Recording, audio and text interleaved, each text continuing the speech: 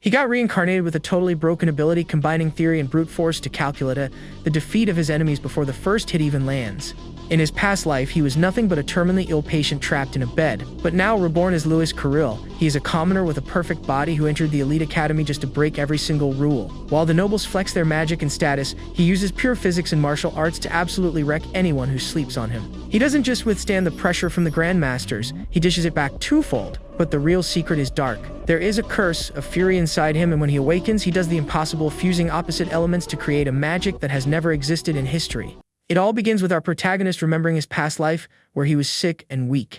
His biggest dream was to have a healthy body to become a martial artist, and it seems he got his wish. Now the young man is at the #1 academy in the Empire, and is amazed by how huge the place is. Alongside his new classmates, one of them challenges him to a fight to see his true power. During the battle, Louis shows he's clearly superior, telling his opponent he's way too weak.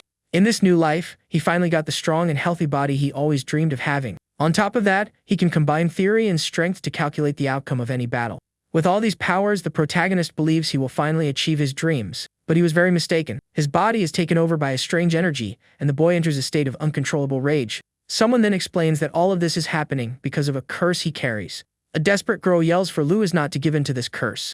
When the protagonist regains consciousness, he's frightened and wonders what he has just done. The boy then wonders if, even in this life, he is destined to lose to fate once again. A voice calls him a monster and tells him to simply give up fighting. The voice continues, saying he has the same destiny as that hero from the past. At that moment, the boy's heart begins to pulse with a very sinister energy. But Louis refuses to accept this and says he won't surrender to a cruel fate. He shouts that if this is his destiny, then he'll just destroy it with his own 2 hands. The story then goes back to the year 594 at the Candria Arcanist Academy. Arriving at the academy, the protagonist is impressed by how incredible the place is. There, the 13-year-old boy named Louis Carril notices the enormous number of candidates. Suddenly, someone starts shouting our protagonist's name, and he turns to see who it is. Then his parents come running, complaining that the boy is too fast and telling him not to leave them behind. His mother asks if he brought his ID and the hair dye so he won't draw attention. She gets worried and says she heard that some students end up getting taken out for any reason. But his father, named Julian, says that magic is the only way to solve the boy's problem.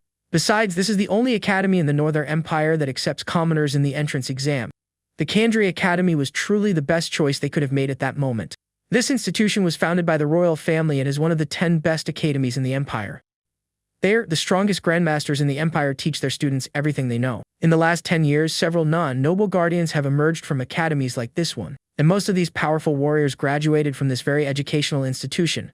With this, Julian is sure that this is the perfect environment for Louis to learn about magic. The boy's mother agrees, and he says he needs to become a grandmaster no matter what. The young man then reveals that he wants to get stronger to gain possession of the church orphanage. His mother, Lucille, is completely surprised by her son's determination. She feels guilty for not being able to heal him, but Julian comforts her, saying she already does so much. Louis then tells his mother that he's only alive because of her, and that he is very grateful for everything. The protagonist then remembers his past life where not even his parents liked him. Despite everything, he never lost his passion for martial arts and continued his studies. With that, he became a scholar and his research contributed to the fighting industry. But a man stole his thesis and accused him of plagiarism, saying a sick person didn't deserve glory. In the end, even his parents abandoned him, and on his deathbed, he wished for a family that would love him. He also wanted to have his own life, and it seems his wish has finally come true. The scene then changes to the past where a young nun is worried about taking in a child. Little Louis wakes up confused as he was supposed to be gone, and the woman fears he will bring disaster. But she decides the baby is innocent and can't abandon him, so she names him Louis Carril. Now the protagonist has a family that loves him and a healthy body to live fully. Back in the present, a noble shoves his mother and yells for the commoner to get out of his way. Louis and Julian rush to help Lucilla, who fell to the ground from the man's push. The noble then mocks the boy's dream, saying a commoner could never become a grandmaster. Disgusted, he says he touched a filthy commoner and hopes his luck hasn't run out. Hearing this, our protagonist fills with rage and gets ready to attack the nobles. But Julian grabs his son's arm to stop him from doing something reckless. His father tells him to focus on the exam, which is the most important thing at that moment. His mother also reminds him of his promise not to cause trouble and asks him to hang in there. At his parents' request, the boy calms down but is still very frustrated with the situation. He then apologizes to his mother, and she comforts him with a touch on his shoulder.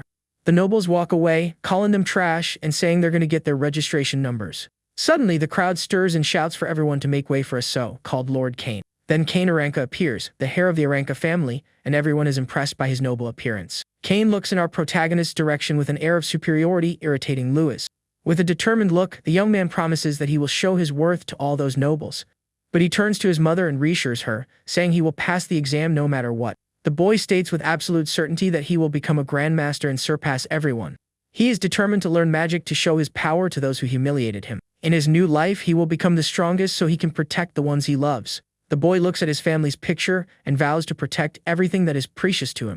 His parents are worried because only 30 people pass, and there are 20,000 candidates this year.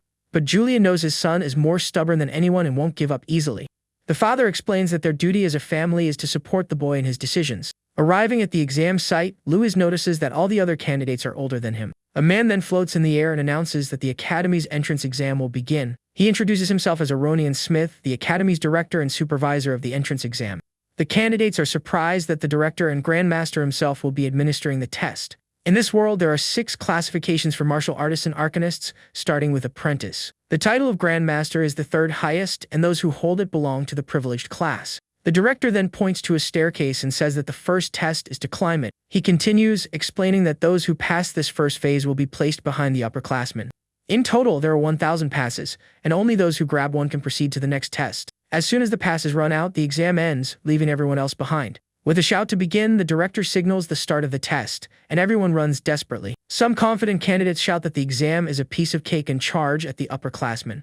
But the upperclassman greets them with a sinister smile and welcomes the examinees. And a red aura explodes from him. The power is so great that everyone's vision becomes completely distorted for a moment. The candidates are caught by surprise and are left wondering what happened. Immediately, several numbers are announced, and many candidates are disqualified all at once. Those who remain wonder and fear if that was an attack and recognize the upperclassmen. Louis then realizes that what he felt at that moment was a pure intent to end things. The other candidates are confused and can't understand what just happened. Then our protagonist explains to the others that it wasn't an attack, but rather his aura. The upperclassman was releasing his aura to intimidate all the candidates at once. The protagonist realizes that anyone with a weak will wouldn't be able to withstand this pressure. Many of the weaker candidates ended up fainting just from the fear they felt. The upperclassman then turns to Louis and says that he seems to have some courage, at least. But he adds that there's no room for commoners because there are many talented ones. Our protagonist is not intimidated and faces the upperclassman as an equal, showing his courage. With a challenging look, the upperclassman says that since the boy is here, he'll see what he's capable of. He then vows to make the boy kneel.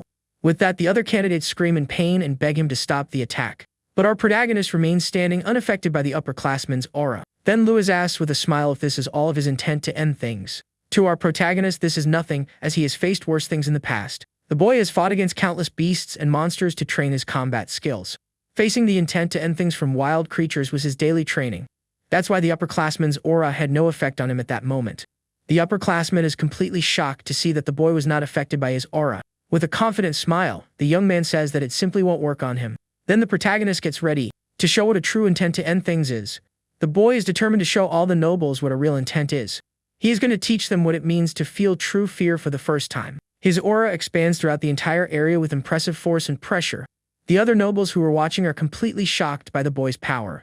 Even the upperclassman is terrified by the immense pressure he feels on his body. The protagonist's fist approaches the upperclassman's face, who is frozen in fear, but Louis stops the attack and stares down the noble. The upperclassman is completely shocked and speechless at the strength shown by the boy. The other candidates wonder how a commoner could withstand and even attack an upperclassman. Without caring about the confusion, Louis simply walks past the noble to continue the exam. The boy then approaches the board where the passes are and prepares to take his. He reaches out his arm and finally grabs one of the admission passes. But the upperclassman doesn't accept defeat and shouts angrily that he won't let it slide. Full of fury, the noble charges at our protagonist with everything he has, releasing his energy. Seeing the attack coming his way, the young man prepares to fight back with all his strength, and both attacks collide. But he is shocked to see that a mere commoner blocked his strike without using magic. The director then appears and holds back the upperclassman, saying the boy passed the first exam. He scolds the noble and says the academy treats all examinees equally. The upperclassman bows an apology and thanks the director for his wise words. Aronian then congratulates Louis Kirill for successfully passing the first phase of the test. Suddenly, he notices the boy's hair color and says that's a bit concerning. The protagonist is confused by the director's comment and asks what he means by that. With a serious look, the director places his hand on the boy's shoulder and stares at him intently. He then offers a special magic potion to hide his unique features. The young man doesn't understand what the director is planning, but decides to focus on the next phase of the exam. With that, he turns and walks towards the location of the academy's second test. As Louis walks away, the upperclassman glares at him with a look full of hatred and resentment. He doesn't understand why the director protected a commoner and swears he will remember his name. Arriving at the location of the second test, a voice announces that the exam will begin shortly. Of the initial 20,000 candidates, only 1,000 remain, and most are nobles with elite educations. Then a group of nobles walks past our protagonist, staring at him with contempt and arrogance. One of them threatens him, saying that next time, no one will show up to help him. But our protagonist is unfazed and stares back at the noble with a cold, defiant look. The noble continues to taunt him, saying he only passed because of the academy director's help. With a smirk on his face, the young man simply says that the noble is a complete idiot. The noble is completely shocked and furious at the boy's unexpected response. Louis then explains that the Grandmaster has much better judgment than they do. Angrily, the noble gets closer and asks if the boy wants to get beaten right there. The protagonist just smiles confidently, accepting the noble's challenge. The noble is blinded by rage and prepares to attack the boy with all his strength. He shouts that he's going to finish the commoner and lunges forward, with a punch aimed straight at Louis's face. But our protagonist remains calm. With a swift movement, he prepares a strike with his fingers to hit a vital point. His attack hits the noble's fist dead on, paralyzing its movement in mid-air. The noble is terrified as he realizes his body simply won't move anymore. The young man used a spiral point strike to disrupt the noble's meridian and paralyze him. With a single blow, the noble is sent flying with force as his friends watch. His companions shout in desperation as they see their friend being defeated in such a way. The noble's body hits the ground with a heavy impact, surprising everyone there. The other candidates look on in shock, unable to comprehend the commoner's strength. A friend runs to help him and asks if he's okay, but the noble complains of great pain. Desperate, the boy says he can't feel his arm and is terrified by this. Furthermore, he realizes he can't even move his right arm normally. Full of rage, he accuses the protagonist of using poison and threatens to report him. But our hero corrects him, saying it wasn't poison but martial arts. The boy explains that he was holding back as his mother asked, but that he has his limits. Then he says that only those prepared to take a punch can throw one at others. Suddenly, Kane grabs the protagonist's arm and reminds him that they are in the middle of an exam. Kane then asks if he is okay with the idea of being disqualified because of the fight. The boy stares at Kane for a moment, seeming to consider the consequences of his actions. The other nobles shout for Kane not to get involved and threaten the protagonist again. Kane then turns to them and asks if they know who he is, telling them to back off. Frightened, the nobles decide to forget the fight and prepare to leave. The group then turns and walks away from the scene, leaving the trouble behind for now. But before leaving, the noble says that commoners are trash and tells Louis to remember that. The protagonist thinks that all nobles are the same, using their status to do whatever they want. Then Kane approaches and compliments him, saying he is strong and brave for having stood up to the others. With a smile, the blonde noble extends his hand and suggests they form a team for the test. Suddenly, a group of girls appears and asks if Lord Kane is looking for partners. At this, a crowd forms around him, with everyone begging to be chosen for his team. The others comment that teaming up with him is a sure pass because he is from the Aranka family. Louis simply ignores all the commotion with an expression of total disinterest on his face. At that moment, a giant magic circle appears in the center of the arena with a blue energy. The director appears floating and congratulates everyone for passing the willpower test. He then announces with a smile that the next phase will finally be the test of power. Suddenly, glowing marks appear on the chests of all the candidates, who are left confused. Kane is startled to realize that it is an Earth attribute mark on his body. The blonde boy is completely shocked and can't understand what is happening there. His body suddenly feels heavy, and he almost falls to the ground along with the other candidates. Then a huge golden magic circle activates on the floor of the entire battle arena. The director explains that the second exam will be a fight under the influence of his earth magic. The nobles complain that it's impossible to fight with a grandmaster's magic affecting them.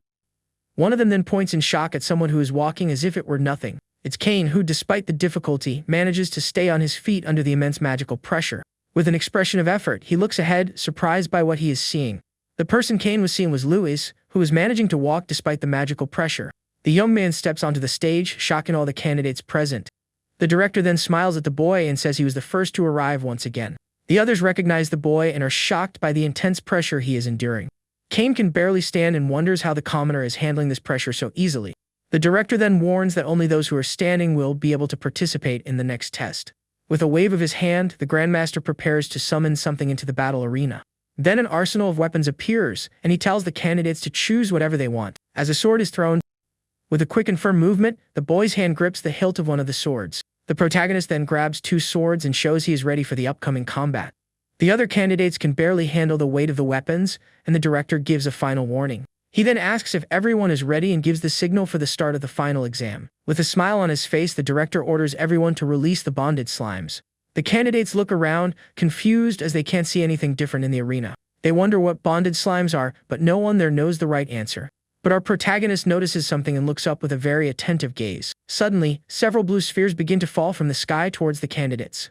One of the spheres hits the ground and transforms into a very strange blue creature. Then everyone realizes that those creatures are the slimes the director mentioned earlier. The rules are explained: blocking an attack is worth 1 point, dodging is worth 2, and defeating a monster is worth 5. The director then advises that the ranking will be by points, and only the top 100 will pass to the next test. Our protagonist reflects on the difficulty, since only 100 people will be able to pass. Suddenly, a giant slime screams and starts launching several smaller copies of itself in all directions. One of the candidates scoffs, saying that slimes are low-level monsters and that it will be easy to defeat them. With a confident smile, the boy advances with his sword, ready to easily secure his 5 points. He then runs at full speed towards one of the small creatures, yelling for it to receive his attack. But the blue creature suddenly changes its expression and reveals a very intimidating aura of power. At this, the little monster fires a powerful energy beam at the candidate who underestimated it. The noble's expression changes from confidence to pure panic upon seeing the small creature's power. With no time to react, the slime's attack hits the boy's face dead-on, sending him flying. The other candidates are shocked to see what happened and realize the real danger of that test. Several slime attacks begin to fly across the arena, catching everyone else by surprise. The nobles are completely terrified by the unexpected power of those small blue creatures. One of the boys shouts for everyone to be careful as more and more slimes continue to fall from the sky. With that, the arena becomes a true battlefield with explosions and candidates flying everywhere. Chaos takes over the place, and many participants are quickly defeated by the slime's attacks. From above, the examiners begin to announce the scores of the candidates who managed to react to the attacks. One of the examiners comments to the director that this year's exam has nobles from famous families. She believes that because of this, a new record might be broken as the battle continues in the arena. An examiner comments that this year there are excellent commoners and remembers the boy the director helped. The director smiles and says the boy is interesting and might show something incredible. But the other examiner is concerned about what he is seeing in the battle arena. He points out that the young man hasn't moved a single step since the beginning of the test. A noble scoffs at the protagonist and says the slimes are too fast for a commoner. He continues, saying that a commoner is always a commoner and will soon be defeated. With that, a large sphere of energy is fired in our hero's direction. The attack approaches quickly, but the boy remains still, showing no reaction. With a calm look, the boy dodges the attack. With a minimal movement, he dodges the attack, leaving the other candidate shocked. The noble who provoked him can't believe it and wonders how he managed to dodge. But the attacks don't stop, and another sphere of energy flies across the battle arena. This sphere hits another participant head-on, throwing him far away with the impact. Our protagonist then gets a serious look and prepares for what's next. Suddenly, several slime attacks begin to rain down on the boy. The noble who provoked him smiles and says there's no way he can dodge so many attacks. The protagonist closes his eyes and concentrates to feel the movement of the attacks. Then he begins to remember one of his most rigorous training sessions from the past. In his memory, he is in a snowy field with his training partners. They are holding rocks and talking about how dangerous it would be if they were hit by them. But the young man tells them not to worry because he wants to test something new. Then his friends shout for him to be sure to dodge and throw the rocks with force. With that, a shower of rocks flies at high speed towards our protagonist. His eyes then glow with a blue energy, and he focuses completely on the attacks. He then reveals that in his past life, he managed to formulate a new hypothesis. The boy trained to transmit information quickly from the parietal lobe to the cerebellum. If he calculated the trajectories and reacted instantly, he could deal with any attack. Back in training, the boy begins to collect the data from all the rocks. With the data in mind, the next phase is to calculate the trajectory of each one. And the final phase is to simply dodge all the attacks with precise movements. His friends are completely shocked by the incredible skill he demonstrated. The boy then wipes his sweat and thinks to himself that his new power is incredible. His companions run up to him and ask how he did that and that it was really cool. He then explains that the name of the technique is void combat calculation, leaving them confused. The young man says it's a technique that can predict the outcome of any battle. Back in the present, the boy is surrounded by the slime's attacks in the exam arena. His eyes glow, and he prepares to use his technique to predict all the attacks. Several formulas appear around the slimes as he calculates everything perfectly. The trajectory of each of the monsters is analyzed at an impressive speed. At the center of it all, our protagonist prepares to show his true power. He realizes that the slimes have power and speed but only attack in a straight line. With this, the boy calculates the angle and speed to predict the trajectory of all of them. Then Lewis begins to move through the arena with impressive and precise speed. The young man dodges all the attacks with ease, saying that it's a piece of cake. By dodging 4 times, he has already scored 8 points and prepares for the next step. The protagonist then grips his sword firmly and prepares for the counterattack. With a determined look, he says that now it's his turn to finally attack the monsters. The boy uses his sword, cutting martial art, and defeats several slimes at once. Kane, who is watching, is completely shocked by the commoner's skill. The examiners are also surprised and comment on the boy's incredible perception. One of them says that the young man's perception rivals that of an experienced fighter. Seeing this, Kane smiles and decides that he definitely needs to team up with that boy. Suddenly, our protagonist senses something and notices a new attack coming his way. He then turns and sees that another slime is coming at him with full force. The boy prepares to secure another 5 points and uses his piercing technique. With a quick and precise movement, he lunges forward to hit the monster right in the middle. But suddenly, someone interferes and he turns, annoyed, asking who stole his prey. It was Kane who, with a smile on his face, says that what he stole wasn't the protagonist's. Then the blonde noble turns and, with an elegant movement of his sword, he attacks. With a single, precise strike, he cuts the slime in half, finishing the little creature. Meanwhile, the other candidates continue to fight desperately against the blue creatures. Kane then says that he stole the prey from those candidates, not from our protagonist. He introduces himself as Kane and invites him to steal points from the others together.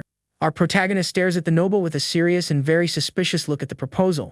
Kane then says he just wants a high rank and proposes a competition between the two of them. With a challenging smile, he asks the boy to show all of his true power. The young man smiles confidently and says that since the noble insists, he will accept.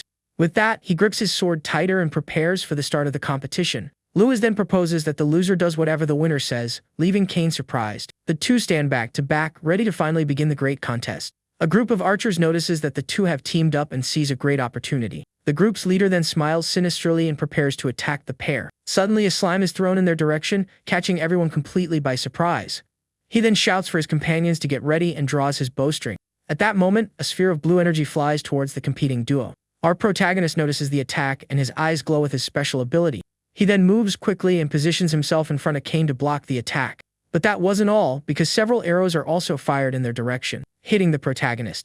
Kane is completely shocked to see Lewis shielding him from the attack with his body. The archer then celebrates with a confident smile, thinking he landed the attack perfectly. But our protagonist just lets out a mocking laugh, showing that he felt nothing.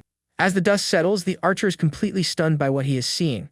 It turns out that Lewis caught the arrows with his bare hands without any difficulty. The nobles are terrified and wonder how a commoner could react so quickly. Kane then asks if he is okay, but the boy says that those attacks were nothing. Furious, the noble shouts at his friends and tells them to aim for the aranca hair. The archer prepares a special attack called Double Arrow with a very sinister aura. Thus, 2 arrows fly at high speed towards the duo, one of them being magical. The young noble tries to defend himself but realizes the attack's level is too high for him. The arrow with the dark aura advances with truly impressive speed and power. The blonde boy is frozen in fear as he sees the magic arrow about to hit him. Suddenly, a red trail appears in the air, indicating that the attack has hit someone. Once again, Lewis stepped in front of the noble and caught the arrow with his own hand. Kane panics about his hand, but the young man says their real target was him. The examiners notice the intent of the attack, and one of them suggests disqualification, but the director denies it, saying they will lose, and asks them to prepare healing potions.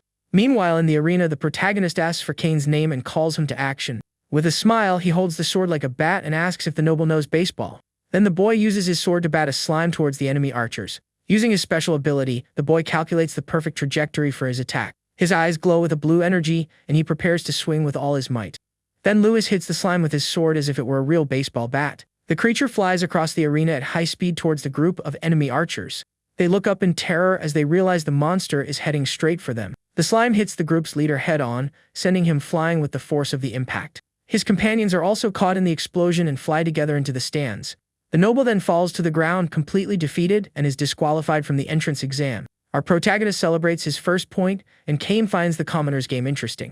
The other 2 archers are furious about their leader's defeat and shout in anger. One of them looks around and wonders where the boy went, as he suddenly disappeared. Kane then appears in the air and gets the noble's attention, telling him to look up. Meanwhile, our hero is already preparing to launch the second slime and secure more points. The blue monster hits the second archer's face dead on with no chance of defense. With that, he is also disqualified and thrown far away by the force of the attack. The last remaining noble panics and can't believe what he is seeing. Lewis then appears behind him with a smile and says that he is the last on the list. The boy threatens him, saying the upperclassmen won't forgive him for this at all. But suddenly, Kane steps on the noble's foot, making him trip as if it were an accident. With the noble on the ground, Kane tells him to be more careful next time, with a smile on his face. Kane thanks him for the help and asks if our protagonist's hand is okay after all. With a handshake, Lewis says he is pretty decent for an elite noble. The blonde then tells him not to compare him with the others and reveals he is from the Aranca family. It is explained that the great families are powerful clans with many grandmasters. Lewis reflects that there are various types of nobles as the duo continues to fight. Then another group of candidates gets angry with a commoner's interference in the fight. They shout in anger that they won't let the duo score any more points. With that, the two prepare for battle, releasing a powerful aura from their bodies. The nobles advance, shouting that commoners should disappear forever from their world. Suddenly, a group of candidates notices that Lord Cain is the main target, so they decide to help the heir and charge at the lower-class nobles. At this, the arena becomes a battlefield, and Cain tells the boy to be careful. A girl and little boy watch the fight, and she says that things are getting interesting. She then calls out to Miliana and says to make the nobles regret everything they've done. Louis realizes he has become a target for many and that scoring more points will be a problem. He then turns and notices that several slimes have suddenly appeared in the battle arena. The little boy uses his staff to make one of the candidates trip and fall to the ground. Meanwhile, Miliana uses her weapon to launch a powerful area attack on the others. Suddenly, a redhead with a giant hammer appears, having defeated several candidates on his own. With a smile on his face, he shouts that this is all great and a lot of fun. He says that hitting people is much more fun than fighting weak slimes. With a battle cry, the redhead spins his giant hammer with all his might in the arena. The boy then starts spinning faster and faster, ready to unleash a powerful attack. With his eyes glowing, he shouts for everyone to get out of his way as quickly as possible. He then unleashes an area attack that sends all the candidates flying with the impact. After the attack, the redhead stands still with his hammer on his shoulder, looking very victorious. With that, several candidates are left lying on the ground, completely defeated and out of combat. One of the examiners asks if they should stop, but the director says their energy is good. But another instructor is worried about so many nobles being disqualified in the same exam. The director says the academy has its rules and not to worry about public opinion. He then goes to the arena to signal the end of the exam for good. With that, the director announces that the second exam is finally over for everyone. He then says that the scores and rankings will be announced shortly for everyone. With the end of the exam, the earth magic dissipates, and one of the nobles falls to the ground exhausted. The examiners then bring healing potions to the candidates who were injured in the fight. Louis takes a potion and is impressed by the mysterious power it emanates. Cain then approaches and asks what's wrong with our protagonist, who is deep in thought. The noble tells him to relax and that he won't go easy on him even if he wins their bet. The director then announces that the results of the second exam will be revealed to everyone. He then summons a giant magic scroll and Cain asks what Louis's position was. The nobles mock our protagonist, but the list only showed up to 6th place. The director then announces that the top 5 have broken records, and Miliana Royce is in 5th. To the surprise of many, the hair Cain Aranka was only in 4th place in the test. In 3rd place is the red-haired girl named Faye Durhan, who seems very confident. Louis then wonders if he was disqualified for having attacked those other nobles. But the 2nd place is announced, and Louis Carroll appears with 887 points. Cain is completely shocked and asks who that boy is that he has never seen before. The blonde noble remembers that he is the commoner from before, and the young man says that's a secret. Cain accepts his defeat in the bet, and Louis says he will tell him what he wants after the exam. With that, the glorious 1st place winner is about to be announced to everyone. 1st place, with a record of 888 points, is Neil Gunn. The redhead smiles and says there are interesting people around and not to disappoint him. The others are shocked with 2 commoners at the top and say that Neil is too strong. Meanwhile, Miliana looks at Faye, who is standing still holding her enormous spear. The red-haired girl then says she would love to have a battle against the 1st place winner of the exam. A group of nobles is angry for having lost to mere commoners in the competition. One of them then shouts that they are a complete disgrace to the entire nobility of the empire. The instructor informs the director that it is the first time that commoners from an orphanage have placed at the top. With a serious look, the director asks if he knows why the association takes care of orphans. It is then revealed that true strength has nothing to do with someone's social status. The director then tells everyone who passed the 2nd exam to proceed to the next location. Cain comments that Louis came close to 1st place, and the boy just replies that he doesn't know. Arriving in a forest, the candidates discover that the 3rd and final exam will be there. The director appears floating and announces that the final test is a battle royal of emblems. He explains that he will distribute emblems and the upperclassmen will hide them throughout the forest. With that, the objective for everyone is to collect as many emblems as possible using any method. Whoever loses their emblem will be disqualified, and only the top 10 will be admitted. Cain says they will split up and warns Louis that the highest ranked will be the targets. The protagonist then understands that the rankings were announced precisely to create this situation. With a smile, the director tells him to demonstrate their skills and survive until the end. The boy is determined to win no matter what, as admission is very close to happening. Suddenly, someone approaches from behind and calls him a commoner in a very provocative way. It's one of the nobles he defeated before, who says he has found him to get revenge for the humiliation. But our protagonist just stares at the noble with a cold look, completely unfazed. The noble says that Cain isn't there to protect him, and that no one will help him this time. At this, the young man notices something strange and turns his head with a very alert expression. He then sees that he is surrounded by several other nobles, ready to begin the attack. The boy understands that the examiners must have purposely leaked his location to the others. The noble gets tired of talking and lunges at Louis with his large axe. He then shouts for the commoner to receive his blow as Louis prepares to fight back. The noble shouts that the protagonist won't escape and attacks him with his spear to start the fight. Suddenly, 2 more nobles join the attack and throw their spears with all their might in his direction. The boy falls to the ground but manages to recover and senses a new danger coming his way. With a quick spin in the air, the young man uses his sword to create an energy slash and defend himself. Louis then lands and wonders what that was, as he felt a different energy in the attack. The group's leader shouts for him to simply give up and says the young man will meet his end right there. Even at a disadvantage, our hero dodges all the blows with impressive agility. His sword glows with a green energy as he continues to defend against the enemy attacks. The protagonist realizes that the attacks are coming again and prepares for the next wave of strikes. His sword fills with power, and the boy concentrates for the battle, which is becoming increasingly intense. One of the nobles then shouts for him to receive his attack and advances with a powerful strike from his weapon. The weapon transforms into a wind arrow, and the noble wonders how a commoner will deal with magic. But Louis dodges once again, and the noble gets angry that he keeps escaping the attacks. The boy then realizes he can't calculate magical trajectories as he does with normal attacks. With a determined look, he decides that if that's the case, he'll need to change his strategy. He will then use Sen no Sen, a technique to counterattack before the enemy hits him. With his eyes glowing, the young man decides to use his enemy's power against them in the fight. Seeing the hesitation, the group's leader shouts for everyone to stop wasting time and attack at once. With that, all the nobles advance together with their weapons drawn, charging at our hero. But the protagonist just gives a confident smile as he already has a plan to defeat them all. With a confident smile, the young man says the timing is perfect to start his counterattack. The noble with the axe celebrates, thinking he has managed to corner our protagonist in the fight. He then brings his axe down with full force, but the boy dodges the blow with a quick and precise movement. Using his sword, the young man blocks the axe and prepares to use the enemy's force to his advantage. The noble is shocked to feel his weapon being thrown aside with impressive force.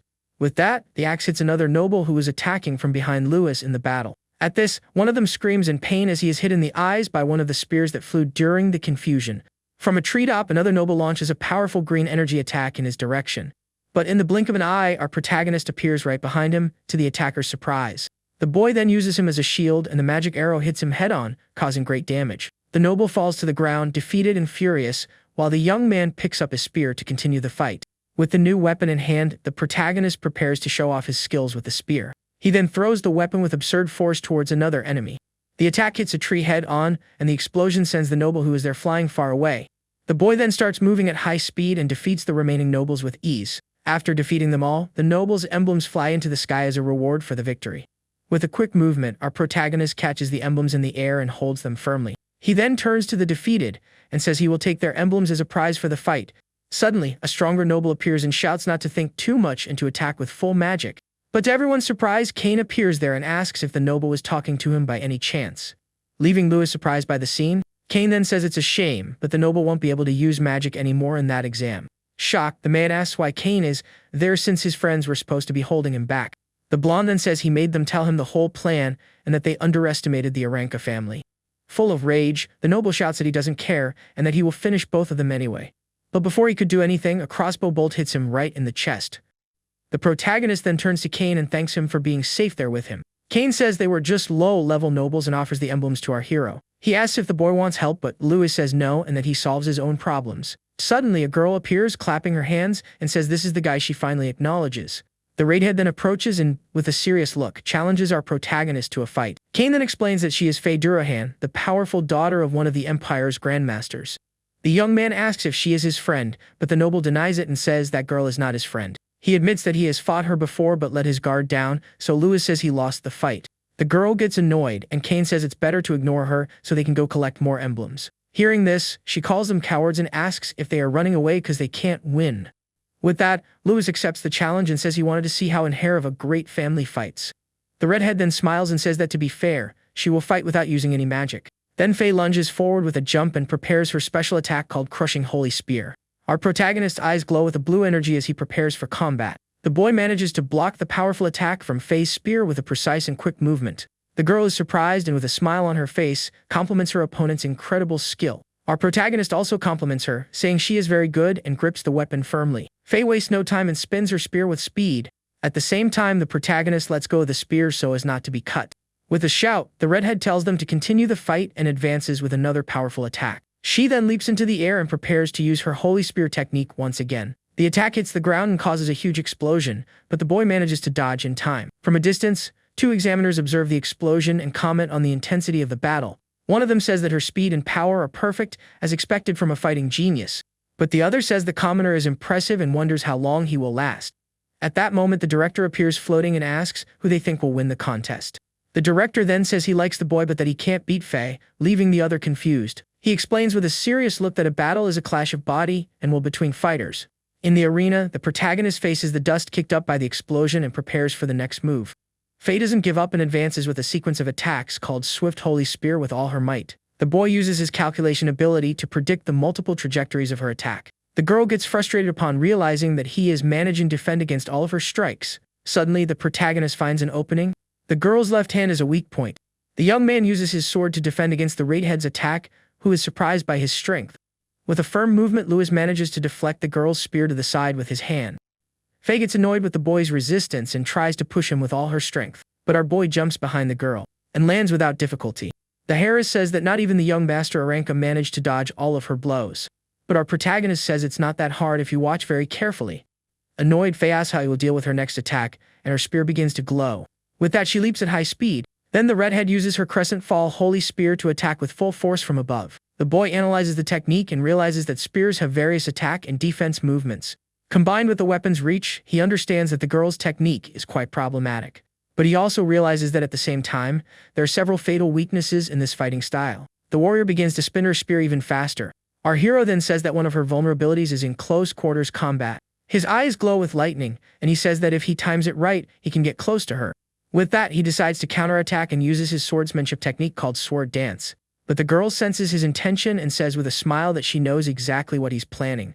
She then shouts that it won't work on her and prepares a quick counterattack. With a footwork movement, the redhead spins her body and prepares for the next attack. The warrior then spins her spear at high speed.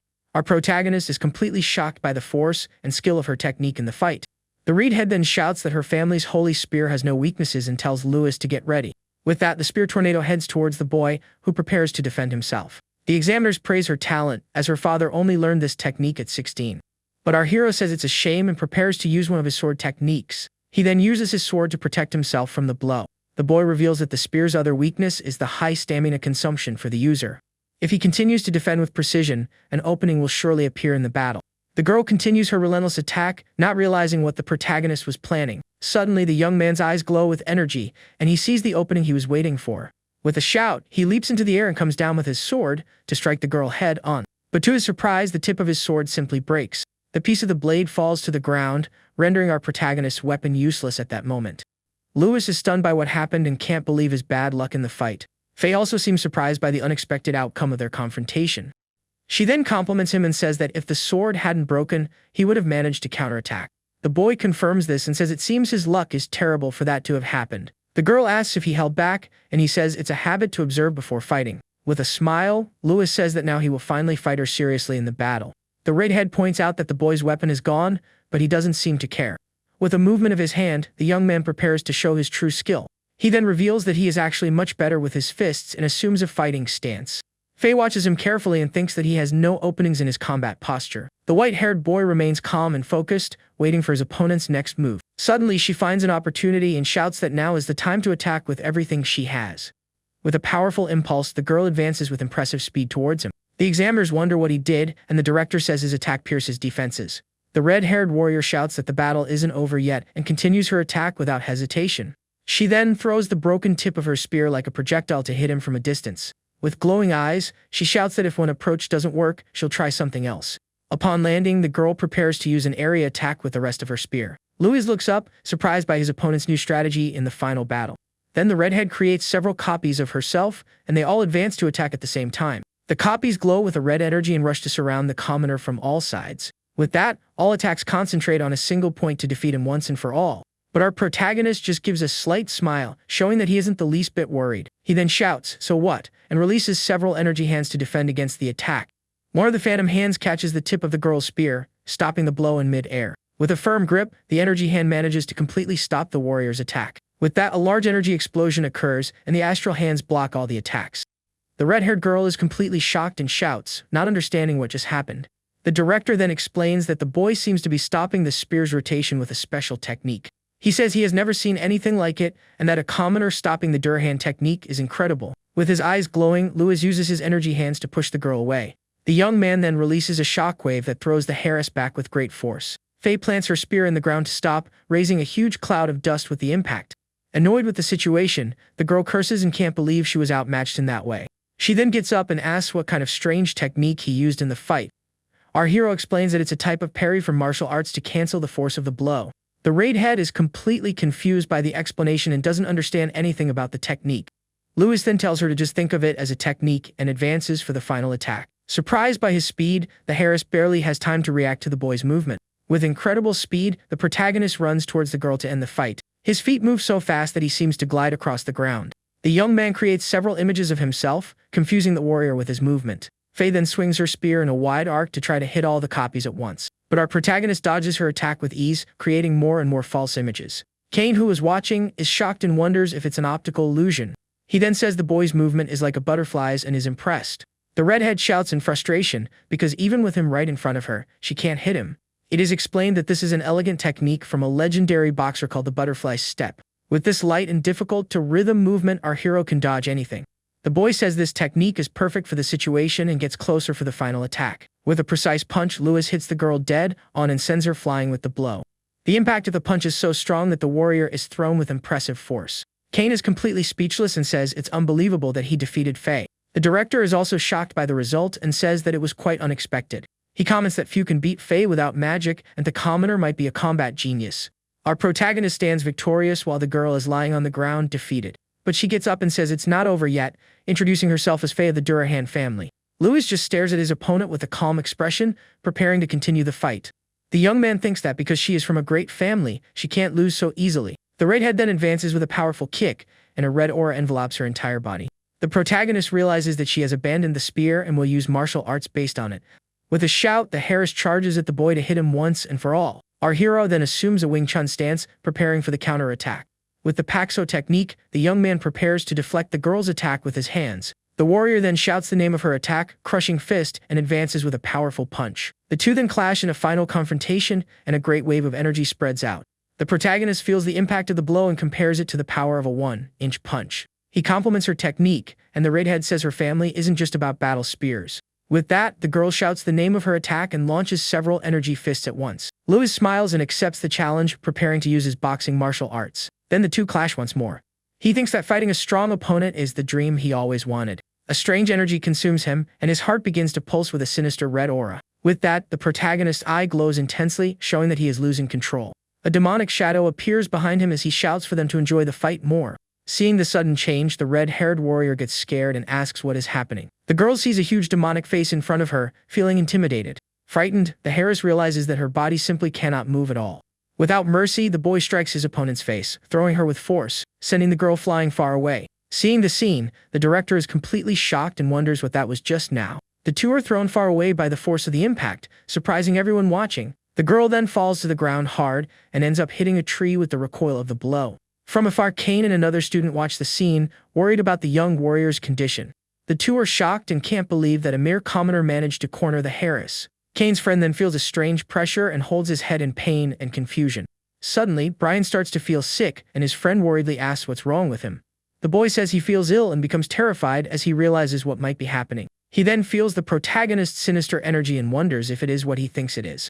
Kane is furious and says their plan failed because he never thought the commoner would be so strong. With his mouth bleeding, Brian remembers a legend and faces the situation with great fear. He then adds that if the legend is true, they cannot let the boy live. Faye gets up with difficulty and faces her opponent, shocked by the sudden change in power. Consumed by fury, the protagonist advances and lands a devastating blow on the girl with all his might. The attack hits her head on, and the force of the impact makes her spit some blood. With that, the Harris is thrown back and falls to the ground, completely defenseless against the attack. Our hero then lets out a roar of fury, showing that he has completely lost control of himself. He then unleashes a series of punches. The young woman says his power and speed are on another level, and that there's no way she can win. Desperate, the girl realizes that if this continues, she will surely be done for. With that, she decides to use her secret technique, and a magic circle appears on her fist. Then the girl uses her fire fist and collides with the boy's attack to defend herself. A huge explosion of red and yellow energy occurs from the clash of the two powers.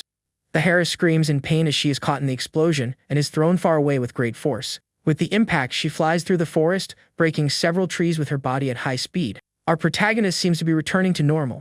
Suddenly, the boy comes to his senses and realizes that he has once again lost control of his body. He then looks at his hand and is shocked to realize that it was the power of magic.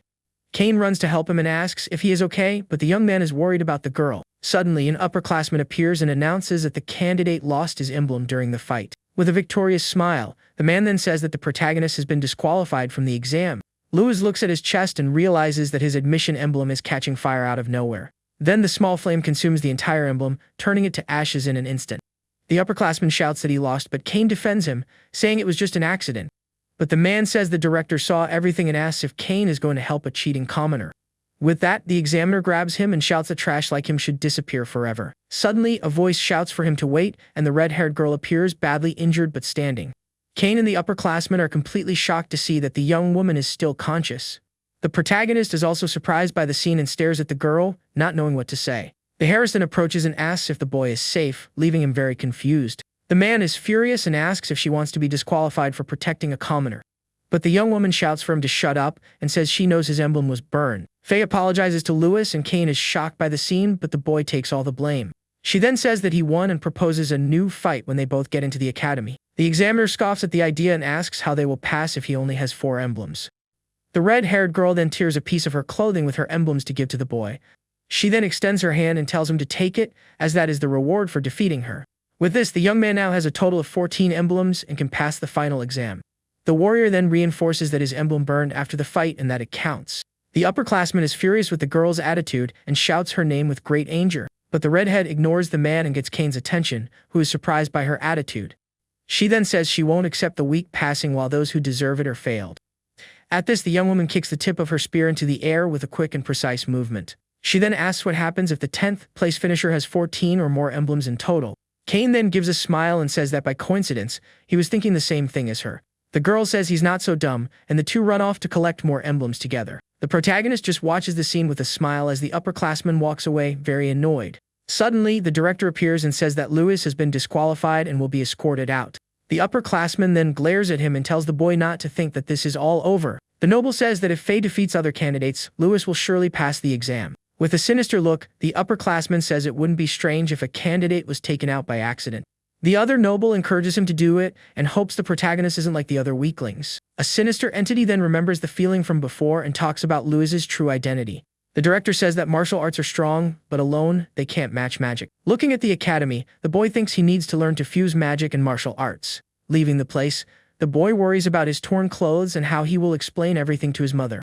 He thinks that if he tells the truth, she will get very worried and ask a lot of questions. Suddenly, a cloaked figure appears behind him with a dagger ready for the final attack. But with a quick reflex, our protagonist manages to dodge the blow at the last second. With a powerful kick, Lewis sends the attacker flying and prepares for the battle to come. The mysterious man recovers and asks in shock how the young man managed to notice his presence. The protagonist then says that the smell of blood he exudes was impossible not to notice. At this, 2 more men appear, and the leader mocks the boy for being so relaxed near his end. Seeing that he is surrounded, the young man realizes that his opponents are very skilled and that he will have to fight seriously. He then notices that one of them seems much more dangerous than the others and prepares for the worst. Suddenly, the group's leader advances with a spinning kick and shouts for the boy not to look away. With a malicious smile, the man says the protagonist's head will fly with his next blow. But our hero's eyes glow with a blue energy, and he activates his special ability. With that, he creates several images of himself and dodges the enemy's attack with ease. Using his dagger, the boy blocks the blow. With a quick and precise movement, the young man throws the attacker to the ground with impressive force. He then takes the chance and lands a powerful kick on the fallen enemy. The protagonist then dodges another attack, showing his agility and combat skill. The leader gets up and says the boy has superhuman perception and fighting techniques, just as the report said. Lewis is surprised by the man's words and wonders what kind of report that was. The leader admits that his close combat is good but questions how he would deal with magic. With that, the other 3 men fire several magical wind arrows in our hero's direction. The young man prepares for the impact of the attacks, but seems surprised by their unexpected strength. He manages to dodge just barely, and the arrows stick into the trees behind him with a green glow. Seeing that he can't continue like this, the boy decides to use one of his breathing techniques. With this technique, he uses the chi in his body to increase his strength and unleashes hidden power. This explosively increases his strength and speed, preparing him for the final counterattack. Then, with his eyes glowing blue, the protagonist advances with impressive speed. The leader scoffs at his effort and orders his men to fire more wind arrows at him, as our boy charges at the guys, but one of the attackers is shocked by his speed and wonders where the boy went. Suddenly, our hero appears in the air, and with a precise kick, he disarms the group's leader. The man is completely shocked and tries to defend himself from the protagonist's surprise attack. With a scream of pain, the leader is thrown back by the force of our protagonist's blow. Meanwhile, the other two attackers continue to fire their magic arrows without stopping. The leader, fallen on the ground, shouts furiously for his companions to stop the boy at all costs. One of the men then advances with a kick to try to hit the young man up close in the fight, but our hero defends against the blow with his arm. The force of the attack is so great that the boy's hand trembles from the impact of the enemy's kick. With that, the protagonist is thrown back but manages to stay on his feet to continue the battle. The protagonist faces the enemy and thinks that this guy is really strong and dangerous. With his arms crossed, the man in blue seems very confident in his victory against the young boy. Suddenly, the other attackers move and surround our hero from all possible sides. Completely surrounded, the boy realizes he is in a very difficult situation in the battle. With that, several energy arrows are fired at once in our protagonist's direction. With nowhere to escape, the young man is hit head-on and falls to the ground, apparently defeated. One of the men celebrates the victory and says they finally managed to take the boy down for good. He then wonders if the boy is really a commoner because he gave them much more trouble than expected. But suddenly our hero opens his eye. With a quick movement, he gets up and grabs the enemy's weapon. The young man then uses the opponent's strength against him and pushes him back with full force. With the leverage, he breaks the man's spine, who screams in pain from the boy's counterattack. Using the attacker as a shield, he defends against the arrows and throws him at the other attacker. With a wave of energy, the protagonist throws the remaining enemies far away with the impact. The man in blue then realizes that the boy was just pretending to be defeated in the fight. Lewis gets up, panting but victorious, while the defeated enemy lies on the ground. With a clap, the man in blue praises the young man's skill, saying it was impressive. The boy asks if he doesn't care about his men, but he says he doesn't care about trash. Then our hero throws the weapon he picked up towards the last remaining enemy. The man in blue says the boy is smart. The man says that if it weren't for his orders, he would like to make the young man his disciple. He then advances with his weapon and says he really wished the boy could be his apprentice. With a dark energy, the weapon comes down with full force, but our hero manages to block the blow. The impact of the attack is so strong that it throws our boy into the forest. With that, the protagonist is sent flying, spitting blood from the force of the blow he received. The leader then watches the boy fall and prepares for the next attack without hesitation. With a giant hammer, he says the young man's skill is good, but not against a superior fighter. His eyes glow with a purple energy, and he says the boy is not even close to his level. Even at a disadvantage, our hero faces the attack with a look full of determination on his face. With that, the magic hammer hits the ground and causes a gigantic explosion at the battle site. The enemy then descends to finish the fight. Then the opponent uses a sequence of attacks. The dust slowly dissipates. The leader then looks down and stares at the crater, wondering about the boy's resilience. To his surprise, he sees the young man in the middle of the crater and wonders if he is still alive. Even injured, Lewis gets up and says he won't be done for in that place, no way. The enemy says it's a shame, but our protagonist's life ends right there. He then prepares his strongest attack and says that not even a goddess can save him now. The young man then looks up, seeing the attack. With that, the man unleashes his heavenly hammer, and the attack comes down with full force to end the fight. With a desperate shout, the boy affirms that he absolutely cannot be taken out now. His desire is to master magic to be able to protect his family, which is so precious to him. With his eye glowing red, he decides that he will change his destiny, no matter the cost. Then a red energy explodes from his fist, and the young man shouts that he will survive no matter what. With that, the boy's red energy collides with the mysterious attacker's dark hammer. The attacker is completely shocked and wonders what that strange and powerful energy is. At this, a huge energy explosion occurs, destroying everything around the two fighters. The force of the explosion increases, and a giant fireball forms in the middle of the dark forest. After the dust settles, our protagonist falls to the ground, coughing and badly injured from the blow. The man in blue finds it strange, as his hammer is smoking after the clash of powers. He then admits that for the first time, it seems like he is fighting an equal opponent. With that, the attacker finally understands why that person is after our hero. Full of rage, the man raises his hammer and shouts for the monster to finally be gone for good. But suddenly, a voice shouts that it's enough, and an energy tornado hits him head-on with full force. With the force of the attack, the man in blue is thrown far away, his body spinning in the air. The tornado starts to follow the guy.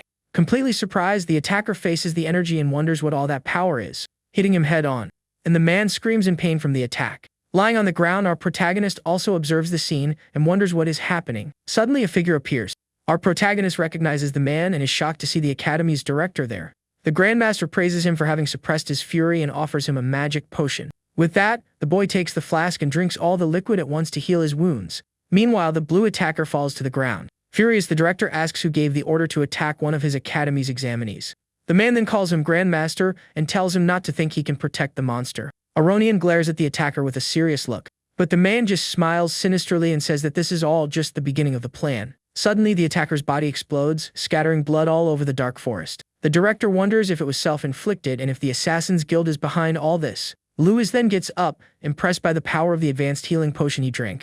A green energy surrounds him, and he realizes that even his broken bones are now healed. The boy then asks if the director wasn't just passing by coincidence. With a serious look, the young man asks why the Grandmaster is always saving him from everything. Aronian then says he will discuss this matter at the protagonist's house, leaving him confused. Suddenly, the boy despairs as he realizes it's very late and his mother is worried. With that, he starts running at high speed, shouting that this is very bad for him. The director then calls for Kylie and summons a dark creature to take care of the cleanup. The creature flies to the crater as Aronian walks away from the battle site. In the town of Mantia, a man yells at the protagonist's mother in front of a windmill. The aggressor accuses her of mocking the Lord, and she says she was just waiting for the children to arrive. Then another man grabs her wrist with a sinister look, saying she needs a punishment. But before he can do anything, our protagonist appears and lands a punch right in his face. With a powerful kick, Lewis throws the man to the ground, who screams in pain from the impact of the blow. The boy's mother is shocked to see him and says he has finally come home after the exam. The woman is completely stunned by the scene and covers her mouth with her hands in disbelief. The young man then runs to help her and worriedly asks if she is okay with all that. She touches his face and notices that his clothes are torn and that he is all bruised. The boy calms her down and says he is fine and that he just got a little hurt during the academy exam. The aggressor gets up furiously and accuses the boy of always breaking the rules and starting fights. The man then threatens him, saying he will report him to the Lord and call a certain George. Suddenly, the director appears floating and says that it seems this is all a misunderstanding. Aronian then lands and introduces himself as the academy's director, leaving everyone surprised. The aggressors are terrified because if he was flying, he is definitely a grandmaster. With an intimidating look, the director tells them to give his regards to the lord of the city. Frightened, the two bow and promise they will do exactly as the grandmaster commanded. Aronian then turns to the boy's mother and says he has something to discuss with her. With that, the three enter the house, and the director invites them to sit and talk about the matter. Inside, the grandmaster wonders if this is the windmill the nobles were talking about. With a keen eye, the director notices that the boy's inventions are everywhere. Meanwhile, in another place, Lewis is tinkering with one of his creations while the grandmaster watches him intently. The young man's mother then arrives with apples and says her son made everything and that their lives have improved. Worried, she asks if the boy caused trouble, but Aronian says his results were incredible. The director thinks that he has only seen a talent like the young man's before in the scripture of Gaia. The story then goes back to a time when humanity was ruled by tyrannical monsters, but a genius created the arcane arts and along with his friends, saved humanity from extinction. The day of this saint's birth became Liberation Day, and everyone celebrated the victory. In the scripture of Gaia, this man is known to all as the legendary first hero. Back in the present, his mother calls him a savior, but Lewis remembers there are no heroes in the legends. Aronian then says with a serious look that the hero appears in a very different way in the stories. He was a man with black hair and black eyes, leaving the protagonist and his mother shocked. The director reveals that this is a great secret known only to the elite of humanity. Despite saving everyone, a madness lived in the hero's heart that just wanted to destroy everything. The hero took down his own allies, and that became humanity's first nightmare. This inner madness is like a curse that consumes the soul of its possessor from within. Lewis is shocked by the revelation and wonders if his own madness came from that time. Aronian explains that this is why, in all countries, people with black hair and eyes are eliminated. The director then touches Louis's head and asks if he thought he could fool everyone with just dye. His mother despairs and says it was she who told the boy to dye his hair black. Our protagonist then comforts her and tells her to calm down because everything is okay now. With a confident look, the young man says that if the director wanted to get rid of him, he would have done so already. Aronian smiles and says that he resisted the madness, and because of that, he saw in him the qualities of a new hero. The mother and son are shocked by the revelation, and she asks if he really said a new hero. The director then takes an apple and says the world seems peaceful, but that's not quite the case. Holding the fruit, he explains that a great darkness lurks, and that seeing the boy made him think. Aronian then holds the apple against the moon and says the legends everyone knows are absurd. With a serious look, the Grand Master says he wants to guide the young man towards the future of humanity. Suddenly, the director throws the apple with impressive speed towards our hero, but the boy manages to catch the fruit with a quick reflex, showing his incredible skill. The Grandmaster then reveals that thanks to Faye and Cain, our protagonist passed the final exam. With that, he offers the young man the chance to receive his personal instruction at the Candria Academy. Lewis then asks with a smile if the director is betting on him even if he goes mad. The director stares at him with a serious look, and his eyes glow with a purple and sinister energy. Suddenly, the apple in the boy's hand is cut in half, leaving the young man very surprised. Aronian then says with a serious look that if that happens, he will get rid of the boy himself. The next day, a friend of the boy is shocked to learn that he received a personal invitation, but our protagonist worries about the academy's costs and the dormitory fees. The young man then wonders what his true connection is with the legendary first hero. The boy recalls the director asking if he thought he could fool everyone with just the die. He then remembers the Grandmaster's threat and wonders how much he can trust his words. The young man questions why his mother heard everything, and Aronian says she would be a burden if she didn't know. Angrily, the boy shouts that his mother is not a burden to anyone and glares at him with a furious look. The director explains that if his identity is exposed, his family will also be in great danger. Aronian then flies away and tells the young man to get stronger because the real tests have only just begun. With a determined look, the protagonist agrees that he needs to get much stronger no matter what. Suddenly, the orphanage children run towards him, shouting his name with great joy. A little girl named Lana jumps into his arms, and the boy hugs her with a smile on his face. The little girl cries and asks if he will come back because she doesn't want to say goodbye to him forever. No way. The boy comforts her and says he will come back during the holidays because that is his real home, after all. The girl makes him pinky promise, and the young man tells her not to worry because he will keep his promise. One of the boys then announces that a noble's butler is calling him for an important conversation. The butler approaches a carriage and confirms our protagonist's identity. He introduces himself as the butler of the Aranka family, hands over an invitation from the young Master Kane. The boy opens the invitation and wonders if the noble wants to deepen their friendship before classes start. With that, he accepts the invitation, and the butler guides him towards the luxurious carriage that awaits him. The scene then changes to the city of Harzin, located in the northern Kandria Empire. The butler explains that the Aranka family is very important, that the city has prospered because of them. Arriving there, the young man is completely shocked by the size of that great noble family's mansion. Kane then appears running and calls for our protagonist with a big smile on his face. He hugs him and says he heard the boy caused a big scene in the academy's final exam. The noble says he only passed because of him and Faye, and that he will forget the bet they made. But the hare says they didn't fight in the exam, and that he wants a training session before classes begin. Our hero then realizes that he just wants to know more about the academy and the magic he uses. Suddenly, a female voice comes from the top of the stairs, asking what all the commotion is about. It was a noble woman in a purple dress, who stares at them with a very serious and cold expression. The young blonde then tries to introduce the boy as his friend to the woman who appeared, but she shouts for him to be silent with an expression of pure rage on her noble face. With that, the hare of the Aranka family is completely shocked and very afraid of the woman. She then scolds him and asks, since when can just anyone enter the family's mansion? The woman says that a man like that is not worthy of being her son's friend and that he is trash. She then tells Kane to train as his father commanded and become a great sage in the future. The noblewoman turns to the protagonist and asks what his purpose is in getting close to her son. She then offers a gold ring and says that with it, he can live his entire life in peace. With contempt, the woman throws the ring on the floor right in front of our protagonist. Furious, the noblewoman then shouts for the boy to take the ring and leave the mansion forever. Full of rage, the hare shouts at his mother and asks why she is doing all this. With a look of shame, the blonde noble then turns and apologizes to his new friend. The boy kneels and says he became Kane's friend because he recognized his great skill in fighting. The boy then asks if Kane's word is worth as little as that gold ring. Kane is completely shocked and speechless at his friend's courage in facing his mother. With a furious look, the noblewoman shouts for someone to appear and resolve this situation at once. With that, several guards appear, and the woman orders them to throw the commoner out of the mansion. Kane then stands in front of him and says the boy has more talent than he does and that he defeated Faye. The noblewoman scoffs at the idea of a commoner surpassing the children of the great noble families of the empire. Lewis then says with a serious look that if he is around, Kane can become even stronger. Full of rage, the woman shouts that the boy is mocking the Aranka family and calls him arrogant. When an absurd pressure rises in the room, sending people flying, suddenly a man appears at the door and stops all the commotion just with his presence. The man then repeats Lewis's words and asks if it's true that Kane can become stronger. Our protagonist and the young blonde are shocked to see the master of the Aranka family there. The man approaches and the woman calls him master with a very worried expression on her face. The noblewoman then calls her husband by the name of William with an expression of total desperation. She says that if she leaves Kane with that commoner, he will never be able to reach her husband's level. But the man simply ignores her. The man then calls for his son, and the noble bows in respect in front of his powerful father. Lewis then introduces himself as Kane's friend and realizes that the man's aura is incredible. The master then asks his son if the boy's words about his power are true. With a serious look, the man approaches and tells the young man to prove his words at that moment. The family's master then unleashes a powerful aura in the form of a tiger to test the boy. With that, our protagonist feels the intense pressure and the intent to end things coming from the man. The red aura charges at the young boy. Being hit, he thinks he can't breathe with all that pressure on his body. But even feeling that force, the boy faces the noble with a very determined look. He then prepares for the battle and realizes the man is being very serious with him. The young man understands that the master of the Aranka family really intends to finish him right there.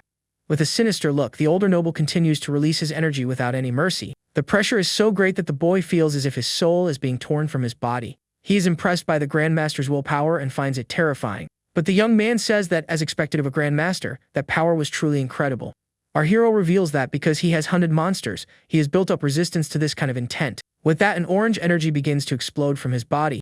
The master is completely shocked by the power the boy is releasing. William is completely stunned and can't believe what he is seeing at that moment. Then our protagonist Aura takes the form of a fire dragon to face the tiger. With a determined look, the boy faces the master of the Aranka family as an equal in the fight. The two auras then clash in a battle of power between the tiger and the fire dragon. Cain is shocked by what he sees. Louis then falls to his knees on the floor. Cain rushes to help his friend and asks if he is okay, and the boy confirms that he is. William then calls the boy by name and asks why he seeks so much power. With a determined look, the young man replies that it is to protect his family from any danger. The master of the Aranka family is silent for a moment, seeming to reflect on the answer. He then turns to his son and says his willpower is weak and to learn from the commoner. Cain's mother is completely shocked and asks her husband what he is thinking. But the man glares at her with a cold look and asks if she has any opinion on the matter. Frightened, the noblewoman falls silent while her son just watches the scene, very embarrassed. Cain then calls Louis to the training ground so they can start fighting. Arriving there, the hero apologizes on behalf of his parents for what happened earlier. But the protagonist says it's okay and that his father was a bit too extreme.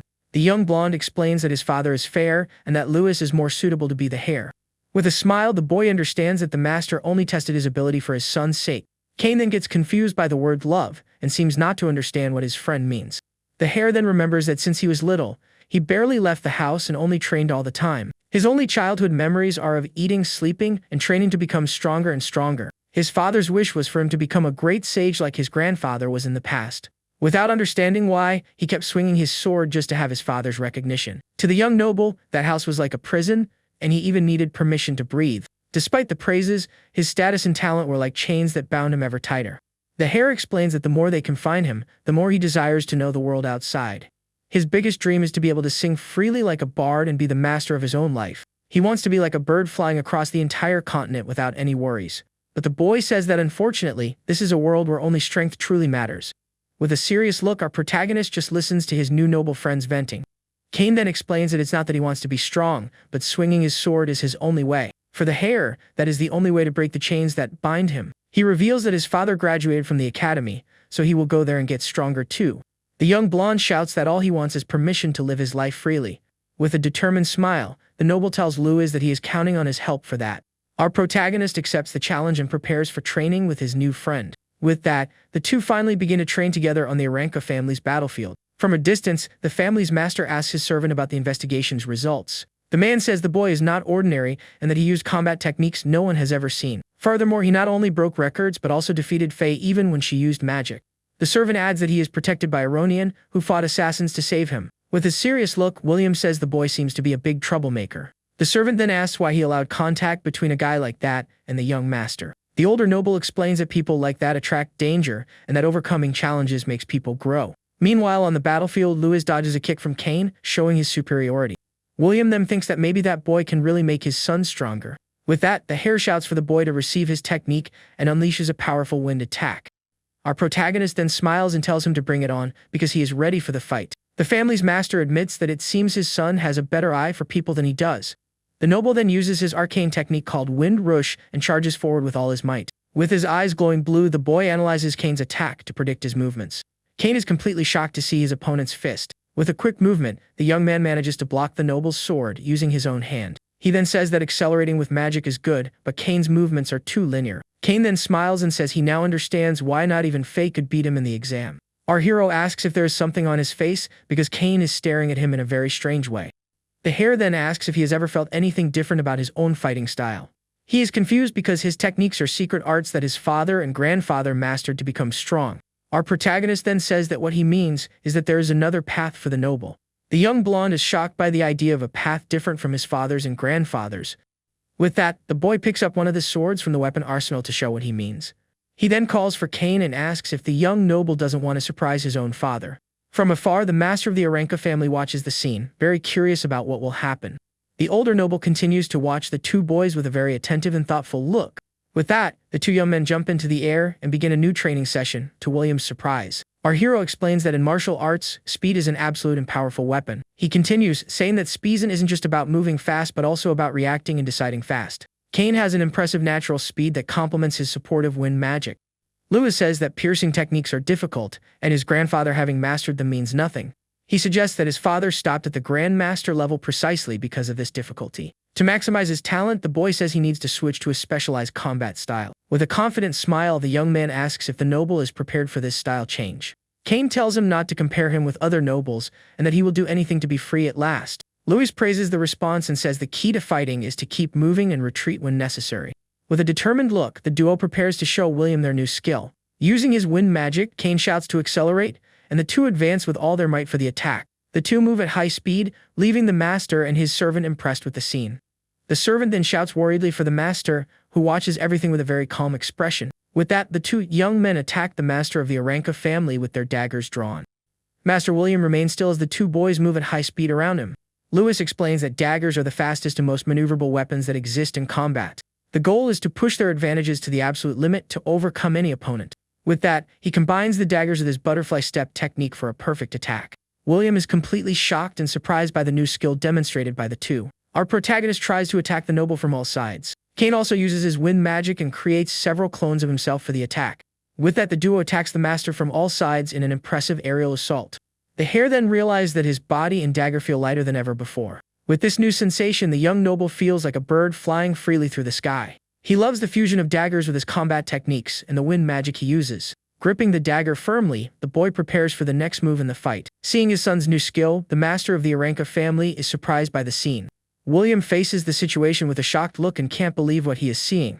Kane then shouts to his father that this is his true path in martial arts. The master just lets out a grunt and a dark energy begins to emanate from his body. He then unleashes a powerful shockwave that sends the two young men flying with force. Full of rage, William asks if his son abandoned the clan's techniques to prove something.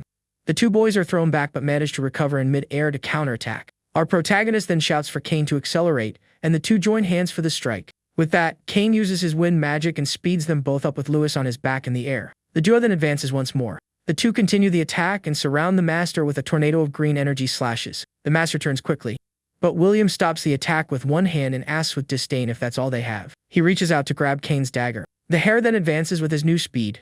With a furious look, the noble faces his own son's attack with contempt. William then shouts that his son is a coward for using this new fighting style. Then Kane remembers that retreating is not weakness and that a pulled back fist prepares the blow.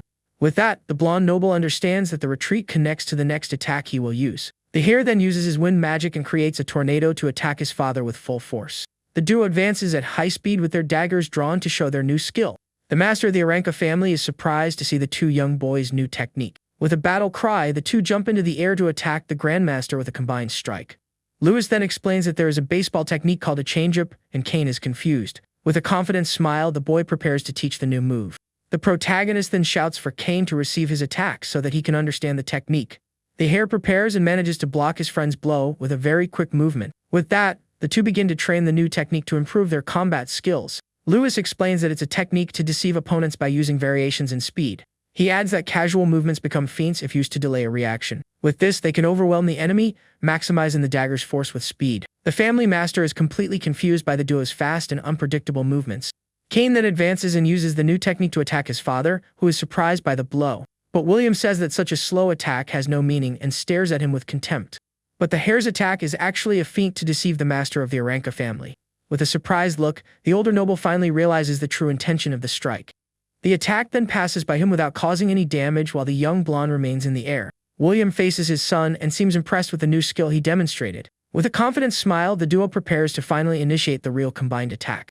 With that, the two boys advance together and attack the master from all sides with their daggers. But William shouts that's enough and stops the two young men's training with a firm command. The duo then stops the attack. The noble then calls for Kane. The hare of the Aranca family is nervous, waiting for his father's judgment. William then tells his son not to shame the family's name in a very serious tone. Kane smiles and replies, "Wes," showing his determination to follow the new path he has chosen. The servant approaches and calls for the master, who watches the scene with a thoughtful and calm look. The older noble reflects on the attack tactics and the feints with speed variation. With an energy dagger in his hand, the master finds the new possibility of retreating interesting. William then thinks to himself that he has just learned a lesson from two children. Our protagonist says it was a good fight, but that unfortunately, the training is already over. Kane hugs his friend and says he was acknowledged for the first time and will give him a gift. With that, they arrive at the family's library, and the protagonist is shocked by its size. The boy is amazed by the number of books and can't believe what he is seeing. Kane then says that this is his thanks because without him, he wouldn't have found his path. The protagonist is surprised by the unexpected gesture of the noble heir of the Aranka family. The boy is astonished to see that the box contains a rare book and a bag with a lot of money. The noble explains that the books are about magic and will greatly help his studies at the academy. Lewis discovers that all students must undergo a mandatory magical awakening ritual. Curious, the young man asks what this ritual is, and Kane points to one of the books he received. He explains that the ritual is performed at the statue of Gaia and costs 10 gold coins to be done. Our hero despairs because the orphanage needs this money to survive for years. But the noble calms him down and says that at the academy, everything is free for students who pass the exam. With a smile, Kane asks if, with this, the bet they made is finally paid. The boy accepts the deal and thinks he needs to find a way to earn money as quickly as possible. Then he gets the idea to use the knowledge from his past life to invent new things. With that, he asks if the Aranka family has connections with merchant guilds to help him. The protagonist just says that it's a secret and that his friend will find out everything soon.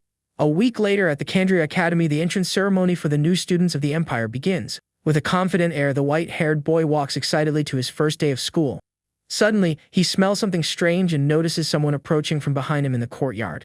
The other student thinks the smell is of an expensive perfume and that the boy is from a rich family. A girl then hugs him and offers to show the newcomer the entire academy. The young man accepts the help and introduces himself as Lewis Carroll to his new classmate. With a smile, the girl says his name is Strange and asks if he is an illegitimate son. She then explains that in the last 2 years, the emperor has grown old and the situation has changed. Because of this, the imperial heirs fight with the nobles and great families at the academy. Rose reveals that although it seems peaceful because of the director, the reality is something else. Behind the scenes, there is a fight for resources, and those who don't earn credits are expelled from the academy. With that, the girl gets closer and touches our protagonist's chin provocatively. She warns him that he is being watched and that he better do his best in classes. The young woman then gets even closer and asks which family his family supports in the dispute. Suddenly, a boy separates them and recognizes Louis as the commoner who broke the exam record. With a smile, the young man extends his hand and introduces himself to our protagonist as Brian. Rose is shocked because she was sure she smelled an expensive perfume coming from the boy. Annoyed, she says it was a waste of time and leaves, leaving the two boys behind. The protagonist then greets Brian back with a confident smile on his face. The blonde-haired boy then tells our hero not to worry about the girl's attitude. Brian explains that the academy is a small version of the Empire and that it can be difficult for commoners. Suddenly, Kane appears running towards them, shouting our protagonist's name. Brian then says goodbye and says he will talk to other students but to call him if needed. The boy then turns and walks away with a very serious expression on his face. Kane approaches and asks what he was talking about with that Brian guy. The noble then reveals that Brian is the Chancellor's son, but they are not close at all. Our protagonist then comments that despite everything, Brian seems to be a pretty decent guy. Suddenly, Faye and Miliana appear, and the young man says he doesn't like guys with weak will. The redhead greets him and says that if he is as strong as he says, she might acknowledge him. The boy thanks her for the help in the exam, and the warrior says he passed because of his own strength. With a punch in the air, the Harris says that next time, she will definitely win their fight. The girl then shouts not to be ignored and that if he wants attention, he better beat her first. With that, Miliana pulls her away and says they need to finish their registration as quickly as possible. Kane then hands a bag of coins to Louis, leaving him completely shocked by the scene. The hare explains that he followed the instructions and opened a trading company in Burna village. Louis then reveals that his secret was a new type of perfume with a more subtle scent. The noble admits the scent is good, and our hero says he will see when it starts selling. With the money, Kane says he will give some to his mother, and Louis praises him for his ideas. The hare then asks to keep it a secret, and our protagonist agrees to the plan. A man then hands the academy's credit card to the young man and wishes him good luck. Suddenly, a group of nobles accuses him of having passed thanks to Kane and Faye at the academy. The hare reveals that Sheath was expelled for hiring assassins to take him out. With a serious look, the protagonist thinks that he has finally discovered who is behind everything. Kane warns him that Sheath has an older brother and that it's better for him to stay close for protection. From afar, Sheath's brother glares at the duo with a look of pure hatred and resentment on his face. With a malicious smile, the noble says the fun is just beginning for the two of them. In the academy's great hall, the director welcomes all the new students of that year. Aronian congratulates them for having overcome all difficulties and successfully reaching this point. He then says that this is just the beginning and that he hopes they all become pillars of the empire. With that, the director announces the speech from the freshman representative, the first place winner, Neil Gunn. To everyone's surprise, the boy gets on stage without clothes and carrying a giant axe. The other students are shocked by the scene and wonder what that kimono is thinking. Even Director Aronian is completely annoyed by the boy's attitude on stage. With a shout, Neil tells all the idiots to shut up and pay attention to his speech. He then reveals that his only goal is to defeat each one of them until they all wet their pants in fear. The nobles are furious with the declaration and call him a savage brute with no education. But the redhead shouts for them to shut up and calls them weaklings who only know how to talk trash. The director is disheartened and says his stomach hurts just thinking about having to teach that boy. Suddenly, Neil points his weapon and says his main target is in the middle of all of them. With that, he throws his giant axe with all his might towards the crowd of students. The weapon hits the floor with a devastating impact, opens a huge crater in the hall's floor. The axe then stops embedded in the floor, right in front of one of the students, to everyone's shock. To no one's surprise, the target of the attack was our protagonist, who watches the scene very seriously. The redhead then shouts Louis Carroll's name and challenges him to a fight right there at the ceremony. With an impressive leap, Neil lands on top of his weapon and faces our hero from above. With a malicious smile, he shouts that the two of them will fight to see who is the true strongest. With a determined look, our protagonist faces the challenge without showing any fear. The redhead then shouts for them to fight to finally decide who is the true strongest. Suddenly, Kane steps in front and shouts for the boy to stop because the ceremony is not over yet.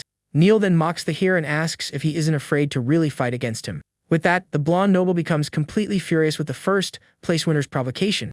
Annoyed, Kane thinks that everyone is the same and underestimates him just because of his noble appearance. Full of rage, the hare advances with a punch towards the redhead to end the fight for good. But to everyone's surprise, Louis grabs his friend's fist with his hand and stops the attack. With a calm look, the white-haired boy just tells the noble to calm down a bit. The redhead then smiles and says he can fight both of them at once and calls them cowards. Suddenly, Brian appears and tells them to get along because they are the only talented commoners. He then warns that if they continue with this selfish attitude, they won't last long. But the first place winner ignores him and tells him to disappear because he has no interest in fighting the weak. Brian is completely shocked by the boy's audacity while Kane smiles at the situation. The other students are furious and say that commoners have no education or manners. Kane then mocks Brian and says he embarrassed himself by meddling in their fight. With a malicious smile, Neil accepts the challenge and says he will finish Brian first. Suddenly, a teacher appears and reminds him that fights between students are forbidden at the academy. He explains that fights are only allowed in test classes or tournaments with a teacher present. With a serious look, the man asks if he understood and says that whoever breaks the rule is expelled. The redhead then laughs and says that being expelled from the academy would be a big problem. With that, he picks up his axe and says their fight will have to wait for later. But before leaving, the boy faces our hero and tells him to wait for him with a serious look. Louis just stares back at the first place winner. The teacher then ends the ceremony and informs everyone that classes start the next day. The protagonist wonders why he was challenged, and Kane says it's the brainless girl's fault. Annoyed, Faye punches Kane and calls him an idiot for almost getting expelled from the academy. But our hero takes the blame and says he fought against Neil during the academy's final exam. She explains that the fight ended in a draw, but Neil heard that Louis beat her and wants to fight him. The boy says it's a good thing it didn't turn into a fight, and that he would feel bad if she were expelled. With the confusion resolved, the young man calls his new friends to leave that place. As the trio walks away, the protagonist realizes that they are already hated by all the other students. With that, they arrive at the academy's store to buy the necessary supplies for classes. Inside, Louis is startled by the high prices, but the saleswoman says it's no big deal. She then shows a fluffy pillow for 30 silver coins and says it's a bargain. Next, the woman offers a magical herb pillow for 5 gold coins. Kane says that's cheap, and the protagonist realizes how important money and credits are. With that, the boy decides to take the cheapest beginner's kit for 100 silver coins. He thinks it's a good thing he earned money with the perfume, and will send the rest to the orphanage. The young man then realizes he needs magic potions for training and more ways to earn money. The girls then say goodbye and mention that the boy's magical awakening ritual is the next day.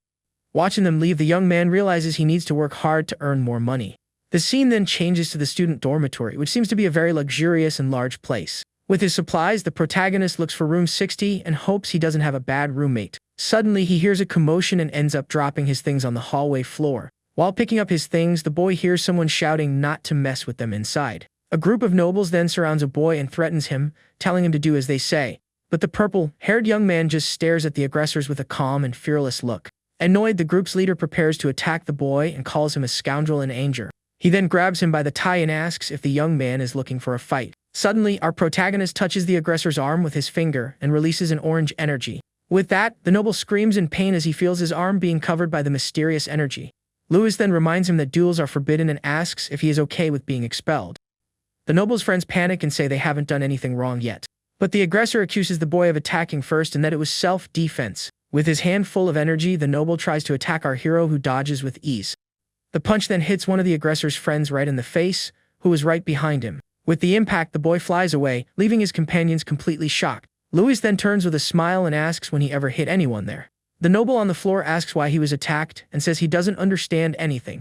With a quick kick, our protagonist uses the energy to make the aggressor attack his own friend. The blow hits the other noble right in the stomach, who screams in pain from the unexpected impact. With that, the boy falls to the floor, and the group's leader is left confused about what is happening. The red energy then passes to another noble, who prepares to attack his companions. The boy is completely terrified as he realizes he can no longer control his body. Lewis then uses his technique to make the noble trip and knock down all the other aggressors. With that, they all fall to the ground like a real domino effect of students. One of the nobles who is hit furiously asks why he was attacked, and the other denies everything. Desperate, the aggressor points at our hero and says that it's all the commoner's fault. With a smile, the young man tells them not to blame others just because their bodies feel strange. The group's leader then accuses the boy of controlling his body and calls him a monster. With a sinister look, the protagonist repeats the word monster and glares at the noble with contempt. Frightened, the aggressor asks what he is going to do, and the boy approaches menacingly. Suddenly, the purple-haired boy touches Lewis's shoulder to try to calm the situation. Our protagonist then faces the boy, who seems to be asking him to let it go. With that, Lewis turns to the nobles and asks if they want to go see the director to complain. Terrified, the aggressors shout that he is not normal and flee, promising that he will pay.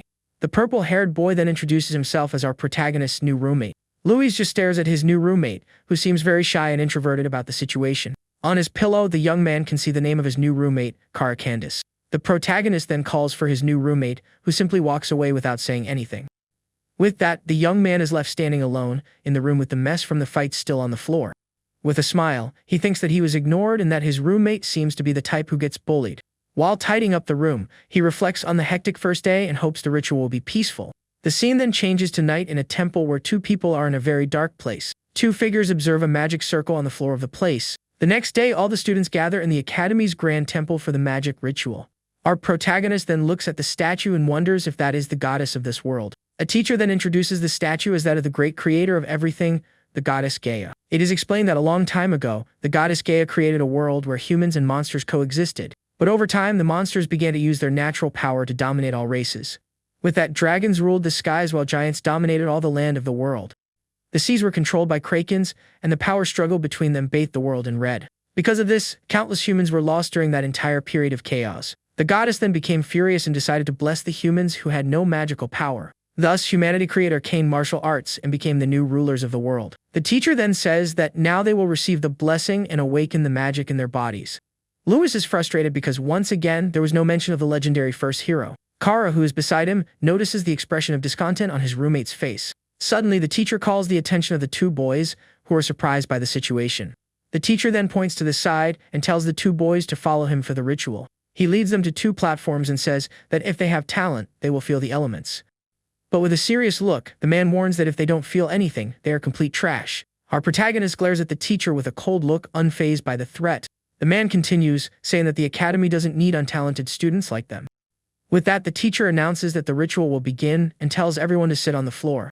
The boy then wonders if that teacher hates him for some unknown reason. It is explained that the four elements, earth, fire, wind, and water, are the foundation of that world. The teacher then tells them to sharpen their minds under the goddess's blessing to feel the elements. With a magic circle in his hands, the man begins to pray to the goddess in the sky. He then asks for the goddess to bless all the students present in the temple. Suddenly, a fire energy appears at the ritual site, to the surprise of all the students. Next, a water energy also appears, glowing with a very intense blue light in the air. With that, a beam of light hits the goddess's statue, which begins to shine brightly on the altar. The statue's eyes then glow with a golden and powerful energy for all to see. The entire statue is covered in a golden light and a magic circle appears on the temple floor. Suddenly, one of the nobles who provoked Lewis before is hit by a ray of golden energy. Then an image of the goddess appears in the starry sky with a golden and very bright aura. The other students are amazed by the beauty of the elements floating all around in the air. One of the boys celebrates that fire chose him, while another gets the water element. Suddenly, a huge fire and earth energy explodes around Neil, to everyone's surprise. One of the nobles shouts in shock that the commoner managed to awaken two attributes at once. Another then wonders if the raidhead is a genius because he controls magic with great ease. Neil then lets out a malicious laugh and shouts, "This is the power he always dreamed of having." The energy expands throughout the temple, showing the incredible control he has over the elements. With a battle cry, the boy says the elements will have to obey him no matter what. He then turns and faces our protagonist and his roommate, who have not awakened anything yet. The redhead says that someone who doesn't awaken cannot be his rival and tells Lewis not to disappoint him. One of the nobles then notices that no element is gathering around our hero. Meanwhile, the young man is surrounded by a dark aura and wonders why he feels nothing. The boy questions if it doesn't originally belong to that fantasy world. But he remembers feeling a strange power when he fought Cain at the Aranka mansion. Now the protagonist feels his mind being suffocated by something strange and dark. A dark energy surrounds him, and he feels as if he is being pulled into the darkness. With clenched teeth, the young man tells himself that his will is not that weak. Remembering his past life, the boy shouts that he won't be broken so easily again. With that, he releases an explosion of blue energy that pushes the darkness away from his body. The shockwave expands throughout the temple with impressive force and power. A huge beam of golden light then shoots up to the heavens, surprising all the other students. The young man then opens his eyes and is shocked to see that they are filled with colorful lights. The protagonist then wonders if the 4 colorful lights he sees are the elements. The teacher is completely shocked because he used a magic circle to isolate his mind. With a surprised look, the young man reaches out his hand to a sphere of blue energy. But the sphere of light suddenly moves away, leaving the boy a bit confused by the situation. He then wonders why he can feel the elements but can't touch them in the air. With that, the boy tries to grab the spheres, but they keep dodging his hands in the air. Lewis gets very annoyed with the situation and says that it's a real pain to deal with. The teacher then smiles and says he is mistaken if he thinks he will awaken just by escaping. It is then revealed to be a confinement magic circle that blocks the flow between spirit and element. In addition, a magic orb weakens the link between people and the elements they use. With that, the teacher warns that he has enemies determined to crush him at all costs. The man then tells the boy to sit and wait in despair until the end of that magic ritual. The scene then changes to night, and the other students begin to leave the Academy's temple. The nobles mock the two and say that the only one who matters is Neil, the first-place winner of the exam. Our protagonist remains with his eyes closed, with a very serious expression on his face. Beside him, Kara also seems very focused and faces the situation with great seriousness. Suddenly, Kara points to the floor and asks what's wrong with the temple floor. With a slight smile, the purple-haired boy simply reveals that it is a trap. Our hero then understands the situation and is completely furious with that revelation. The young man then gets up and assumes a fighting stance on top of the confinement circle. With a powerful punch, he hits the floor with all his might to break the magic circle. But the boy is completely shocked to see what happens next with the trap. Even with the floor broken, the confinement circle remains intact and glowing on the ground. Kara then shouts for him to hurry and points to the item that is causing all of this. With a smile, our protagonist thanks his new roommate for his help in the ritual. The young man then wonders why something like this would be there, and if it was just a coincidence. But with a serious look, he realizes that it was definitely not a simple accident. From a distance, the teacher observes the scene and seems very annoyed with what just happened. Without caring about the teacher, the boy says that now the real part of the ritual will begin. With that, a blue aura surrounds him, and he concentrates to finally awaken his magical power. Suddenly, all the elements begin to fly at high speed towards our hero. With that, the lights create a vortex of energy around him with impressive power. The other students are shocked and say that the vortex is just like the first-place winners. At the center of it all, our protagonist is surrounded by a very powerful elemental energy. The teacher is furious and wonders how the boy managed to awaken even with the trap. Suddenly, a hand touches his shoulder and stops from doing anything else foolish. The man then calls him director, who tells the teacher to calm down and not do anything else. Frightened, the teacher bows in respect and agrees to stop his evil plan for good. The other students wonder why the director is there, and if there is a secret between him and Lewis. Furious, the teacher thinks that his plan was almost exposed and that the director appeared at the worst possible time. The scene then shifts to the teacher walking alone down a very empty hallway. He then approaches a man who is sitting calmly by a fountain in the courtyard. The teacher says his plan failed, and the other man tells him to stay out of trouble. With a look of contempt, he says our protagonist was lucky to have escaped the trap. Meanwhile, the director tells Kylie to keep an eye on Sid's movements for now. With a serious look, the Grandmaster says he has already removed all obstacles from his path. Aronian then says that now everything depends on the boy and watches him from a distance with attention. With that, our protagonist is surrounded by a very colorful and powerful elemental aura. Floating in the air, the young man thinks he finally understands what Cain was talking about regarding the elements. The scene then goes back to the library where Cain explains that the elements are the basis of everything. The boy then wonders why monsters use magic from birth and humans don't. As he reflects on this, his noble friend remains by his side waiting patiently. Then the hare reveals that inside monsters, there are magic crystals that give them power. These crystals contain various elemental powers, which is why monsters have a high affinity for them. Because of this, the creatures can use magic through their magic crystals from birth. Humans, on the other hand, need to go through an awakening ritual and be recognized by the elements. During the ritual, elements with good compatibility approach the person for the awakening. With this, the young man wonders if magic crystals are the elements themselves. But the noble denies it and says that actually, everything in that world is made of natural elements. Back in the present, a sphere of water floats near him, and the boy wonders if he has an affinity. The boy then touches the water sphere, and a strange vision begins to take over his mind. Suddenly, he sees two beautiful mermaids swimming in a blue ocean full of magical energy. But the vision changes and a giant monster with tentacles and red eyes emerges from the depths. With that, the young man is startled by the vision and realizes something is very wrong with the ritual. He then screams in pain as a sinister red energy consumes his entire body. The power is so great that he kneels and is surrounded by a vortex of fire and blue energy. With all this confusion, the essence of the world finally begins to manifest. By the goddess's will, a symbol with the 4 colors of the elements appears. When the director sees that, he realizes that this is very bad and prepares to intervene. Our protagonist then screams in pain as the blue energy takes over his entire body. With that, the Grandmaster uses the goddess's barrier to try to contain the boy's energy. Then an image of the goddess appears, and the director uses a seal to contain the boy's power. The seal manifests as 2 magic circles, one of water and one of earth, for the ritual. The energy then concentrates into a small creature that suddenly appears in the middle of the temple. Our protagonist then screams in pain from the pressure. The others wonder why the director sealed the boy and what that wave of power was. The director then shouts for Lewis to calm down and not be influenced by what is happening. With that, the boy's hair turns black, and his eyes glow with a very intense blue energy. With a determined look, he finally manages to control the power, and the ritual stabilizes. With his hair now black, the protagonist finally calms down, surrounded by a serene blue aura. The boy wipes his sweat and says he almost lost his mind with all the confusion of the ritual. Looking at the elements, he realizes they are very similar to elementary particles. With this, he thinks that if the elements are like particles, he can manipulate their frequency. Focusing on the energy sphere, he begins to change the movement of the lights within it with his power. Suddenly, the particles multiply inside the orb, glowing with a new intensity. Then a large explosion of light occurs, with the 4 colors of the elements spreading everywhere. With that, the 4 basic elements, earth, water, fire, and wind, appear in front of our hero, and an immense wave of power is released by the young boy. The Grandmaster is completely shocked and speechless at the scene he is witnessing in the temple. The elemental energy continues to expand throughout the place with impressive force. The other students wonder what he did and say his aura is stronger than Neil's. The director then gives a smile and says that, as expected, the boy exceeded his expectations. Lewis thinks that if magic is like particles, humans can use it just like monsters do. With that, the 4 elemental energies begin to flow. He then harmonizes the movement of the elements with the flow of Qi and his body's breathing. The young man thinks he can create a magic crystal in his body and use magic like the Qigong technique. With his eyes closed, he concentrates, and the elemental lights enter his head all at once. Suddenly, a snowflake symbol appears in his eye. With that, huge ice crystals appear around him. With this, a teacher in the training room feels the cold energy and wonders what happened. The director, who observes him with a very serious expression, and wonders what element that is, as it looks very much like real ice. As everything around begins to freeze, he then realizes the elements are moving fast and seem to be fusing. With this, the boy thinks that depending on the combination, a reaction can create a new element. Meanwhile, the students flee the area, who end up being accidentally frozen, and the entire temple is filled with ice crystals. The Grandmaster points at the boy and asks in fright what on earth all of this is. The traitor's teacher begins to pray to the goddess and asks for a special blessing for himself. He then asks for the power of flame to protect the academy from all the boy's ice. With that, the man creates a huge barrier of flames to mud our protagonist's ice. The fire barrier surrounds the entire temple and begins to melt the ice crystals quickly.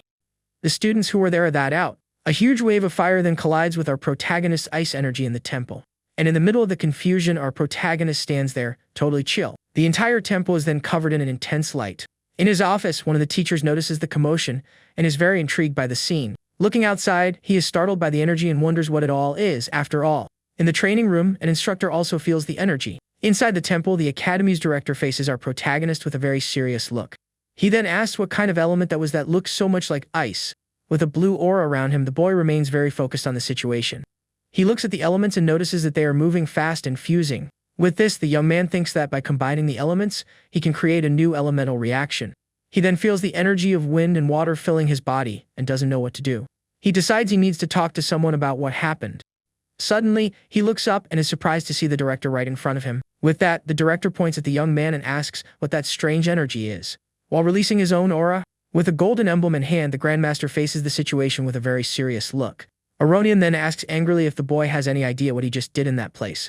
Our protagonist looks at the students and seems a little confused. With an awkward smile, he admits he messed everything up and thanks the director for saving him. The director turns to the boy and says he will return to his office, leaving the cleanup to him. He then calls the young man to come along, as he knows the boy has many questions to ask. With that, the two leave the temple for the director's office. Once in the office, Aronian congratulates him and says he awakened all 4 attributes at once. With a confident smile, the young man confirms the academy director's words. He then shows his control and makes the 4 elemental spheres float in his hand. Aronian is shocked and says his talent is real because he already controls the elements smoothly. With that, the Grand Master hands him a book and says it will help him study magic. He then tells Lewis to ask Faye and Miliana for help, as they know the other elements. Suddenly, the director calls for a certain Kylie and tells her to enter his meeting room. With a green aura, a woman appears in the room, and the protagonist is surprised by the scene. The Grandmaster then introduces her as his trusted assistant to our protagonist. Aronian then reveals that from now on, the woman will be responsible for protecting the boy. With a serious look, Kylie tells him to go somewhere else, and the young man is very confused. Arriving in a training room, the director says he has reinforced the walls with his earth magic. The assistant then asks the boy to show her his new higher class element. With this, Lewis explains that he discovered it by chance during the magical awakening ritual. He then reveals that by accelerating and mixing two elements, a new one is born with the power. With an intense glow, the boy says he has named his new ability the ice element.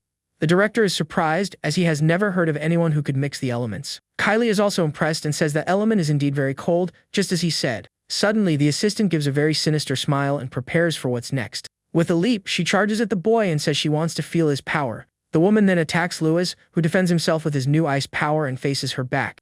With an ice punch, our hero attacks, but the assistant manages to block the blow with her arm. The boy continues the attack with a very determined look on his face. The force of the attack throws her back, and she is completely shocked by his power. The woman then realizes she is slowed down and wonders if that is the power of ice. Without wasting time, the assistant advances with a powerful kick towards our protagonist. The director reveals that fusing elements is something that has never been done before in the history of magic. He continues, explaining that since the dawn of magic, people have studied its power relentlessly. Several geniuses dedicated their lives to magic, but none of them managed to fuse the elements. It is explained that most people only control one attribute, and very few can manage several. Even the genius Lady Marian from the eastern region only managed to control 3 elements at once. The woman then tried to fuse 2 attributes, but ended up failing quite disastrously. The Grandmaster reveals that her mind and body simply couldn't withstand the power. With this, our protagonist asks if normal humans can't handle the fusion of attributes. The director explains that it takes immense power to guide and release the elements from the body. If someone tried to guide several elements at once, they would collide inside the person's body. With that, the elements would clash, and the person would surely meet their end. The assistant then stares at the boy with a serious look and thinks about the implications of that power. She then realizes that the boy's potential could rival even that of a saint. With a fire aura around her, Kylie prepares to continue the training with the boy. With her eyes and hair on fire, she shouts that she wants to fight our protagonist once more. She then advances with a fire punch, but the young man blocks the attack with his ice arm. The director explains that the Saint Miriam once formulated a hypothesis about using multiple attributes. To withstand the collision of elements, one would need a dragon's body or to use crystals. This would allow them to use magic in the same way that monsters do from birth. Our protagonist then asks curiously what the results of that ancient research were. With a tired look, Aronian reveals that all of the Empire's experiments failed miserably. He adds that he never imagined someone could break that taboo of magic. Lewis explains that by circulating the elements through separate paths, he avoided a collision between them. Annoyed, Kylie kicks him and shouts for him not to get cocky and asks if he understands what this means. With a calm look, our protagonist replies that he understands the situation perfectly. As he remembers the past, he realizes that this could become a major source of trouble. The assistant warns him that if his secret gets out, there's no telling what might happen to him. She says the director ordered her to protect him, but she doesn't like trouble and tells him not to overdo it. The boy says he will say he awakened water and that the ice is just an application of it. The director is intrigued by the idea and asks what he means by magical application. The young man says his willpower is stronger and asks Kylie to attack him one more time. With a fire punch, the assistant charges at him to test his theory. With a smile, the boy creates a water barrier to defend against her fire attack. He explains that when water is subjected to intense pressure, it changes its state. With the ice barrier, the assistant's blow is blocked. The woman with glasses is completely shocked and can't believe what she just saw. Director Aronian is also impressed with what the young man just did in the room. Our protagonist then reveals his new ability called Superionic Ice Form. Confused, Aronian says that isn't magic and that he has never seen anything like it before in his life. Kylie asks how he turned water into an ice that radiates heat and doesn't melt with fire.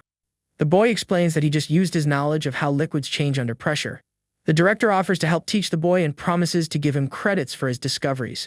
The assistant asks if the director will really protect him, as his magic isn't in the books. Aronian says he won't deny possibilities, as much magic was discovered by coincidence. The woman then accepts the decision and says the young man seems to be a very difficult student. Even so, with a fire aura around her, she affirms that she will protect him properly. She then creates a large sphere of fire while the director and the boy just watch everything. The director tells him to leave and gives him a mental recovery potion for his classes. Lewis holds the potion and is surprised to learn that there are magic items for the mind. Back in his room, he feels energized and decides to meditate until the next morning. But upon opening the door, our protagonist is in for a surprise and finds someone inside. A purple-haired person named Kara is sitting and asks why he is awake. The young man then approaches and asks if that person was waiting for him the whole time. Lewis thanks him for saving him earlier and asks how he noticed the rare artifact. With a serious look, the purple-haired boy just stares at him without saying a word. He then hands him a card from the Gandish Trading Company, and the young man understands everything. Our protagonist asks if Kara wasn't afraid of getting into trouble by helping him. The purple-haired boy just says thanks and then turns to leave the room in silence. The white-haired young man realizes that was a thank you and that he might need help. The next day at the academy, the students gather in the training hall for class. A muscular man introduces himself as Derek, the academy's physical training instructor. With a smile, he promises that with his help, everyone there will achieve perfect bodies. The students find him very strange, and one of them asks Lewis what he thought of the teacher. Our protagonist says the teacher is not wrong, as body and mind are the foundation of everything. With a surprised look, the instructor notices the young man's comment and becomes very interested. Suddenly, he moves at an incredible speed and appears in front of the two boys. The instructor approaches our protagonist and compliments him, leaving his friend shocked. He then grabs him and says his body is a work of art created by the goddess, and the young man is startled. The teacher shouts that he loves students who train hard, leaving the white-haired boy embarrassed. Derek compares him to the sons of rich families, and Lewis's friend gets very annoyed by the comment. The instructor ignores the question and thinks that the quality of the great families has declined greatly. He then says that before starting the class, the upperclassmen will demonstrate the equipment. One of the upperclassmen then comments that this year's freshmen don't seem very reliable. An upperclassman then arrives and says they even lost to commoners, not just the great families. With a look of contempt, he states that he will show the difference between apprentices and real fighters. Lewis's friend then comments that this is the academy's tradition to intimidate the freshmen. Instructor Derek tells them to stop talking and start the equipment demonstration. With a confident smile, one of the upperclassmen offers to be the first to show his skills. He approaches a machine and explains that this equipment is for training arms and chest. The boy reveals that the special thing about the machine is that the weights are enchanted with earth magic. With that, he starts training and reveals that each of the weights totals 1 ton. The freshmen are shocked to see the upperclassmen lifting 1 ton so easily. On another piece of equipment, a girl spins at an incredible speed without losing her balance for a second. Meanwhile, another upperclassman runs on a treadmill with 250 kilograms on each leg. Instructor Derek then says that now it's the freshmen's turn and asks them to be careful. One of the freshmen tries to use the weight machine, but he can't move it even an inch. Soon after, several students collapse on the floor, completely exhausted after trying to train. Another boy is thrown far away when he tries to run on the super heavy training treadmill. The upperclassmen then mock the freshmen and ask if they were coddled too much by their mothers. Suddenly, one of the upperclassmen gets scared and shouts that there is a monster among the freshmen. Our protagonist is using the machine with 10 tons, and the upperclassmen can't believe the scene. On the treadmill, the boy's speed is so great that it starts to smoke and looks like it will explode. To make matters worse, one of the freshmen starts spinning so fast that he ends up creating a tornado in the hall. With that, the upperclassmen are completely paralyzed and speechless at the freshman's power. The instructor wonders if they used drugs, but there's no reaction, and another freshman stands out. Suddenly, a red-haired boy lets out a shout in the hall. A redhead rookie punches the ground with the force of 15 tons, showing off all his power. On the treadmill, he runs with 2 10-ton weights on his shoulders like it's nothing. Seeing this, the upperclassmen are completely shocked by the rookie's absurd strength. The redhead then throws a 10-ton weight on the floor and says that this time he'll win the fight. He challenges our protagonist to forget the rest and decide who's the strongest. But Lewis doesn't even care and says the class is just basic training to strengthen the body. The boy continues, saying that showing off your strength to others is completely pointless. At this, one of the nobles gets angry and asks if the comment was aimed at him. He tells Lewis not to be arrogant just because he's strong and asks what his attributes are. The redhead then reveals with a smile that he has dual attributes of fire and earth. The others are surprised because a commoner awakening fire and earth would be a huge deal. Then Neil asks what the protagonist's attribute is, who reveals he has the water element. Hearing this, the noble who provoked him starts laughing mockingly and loudly. The group scoffs at him, saying his strength was wasted and asks if he's going to attack with puddles. Lewis doesn't understand the reaction and asks what's so funny about the water attribute. Other students explain that this element only has one main attack ability. One boy says that because it's more for defense and support, it's a power looked down upon by everyone. The protagonist stares at the element in his hand, wondering why it's so mocked. The nobles shout that his future is grim because there has never been a water grandmaster. They tell him to behave and stick to support, but Lewis tells Miliana not to worry. With a serious look, Lewis asks if someone with water can, at most, become a master. A noble then scoffs at him, saying that's common knowledge and that commoners know nothing. At this, Kane and his friends get angry and shout that the nobles are the ones who know nothing. The two groups face off, and a commotion is about to start among the students. But an upperclassman interrupts and asks the instructor if they were called up as examples. He explains that to use magic, you need to strengthen your body by taking hits on purpose. With that, the boy proposes a friendly match that can also serve as endurance training. He then faces Lewis, saying he'll show him firsthand how useless water is. Then Kane warns that he is Sheet's older brother and that he wants to take the boy down. The protagonist says no such thing as a better or worse attribute, and the upperclassman asks if he accepts. With his friends behind him, the young man agrees to fight the upperclassman to prove his point. The upperclassmen look at the group of freshmen with very mischievous smiles on their faces. Kane worries about his friend, but Lewis tells him not to worry because he'll be fine. The instructor then rules that magic can only be used in the central area of the hall. Additionally, he warns that it is strictly forbidden to dodge opponents' attacks.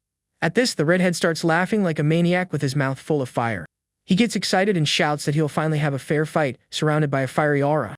With a very insane look, he shouts for the weaklings to come at him with everything they've got. Sheet's brother ignores the redhead and says he'll deal with the water boy first. The upperclassman then prepares to use his arcane martial art with a golden energy.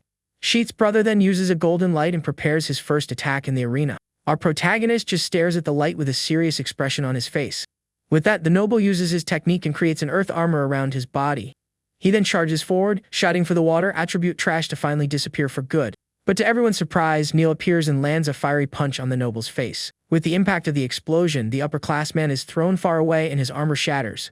The other upperclassmen are completely shocked by what they just witnessed. The redhead then says he thought the noble was just a big, complete weakling. Fallen on the floor, the upperclassman asks if he wants to be taken down and is shocked by his power. The leader then orders all the others to attack the redhead together to defeat him. With that, two upperclassmen advance with punches and kicks to attack the rookie in the arena. But the redhead just laughs and says that now the fight is getting interesting.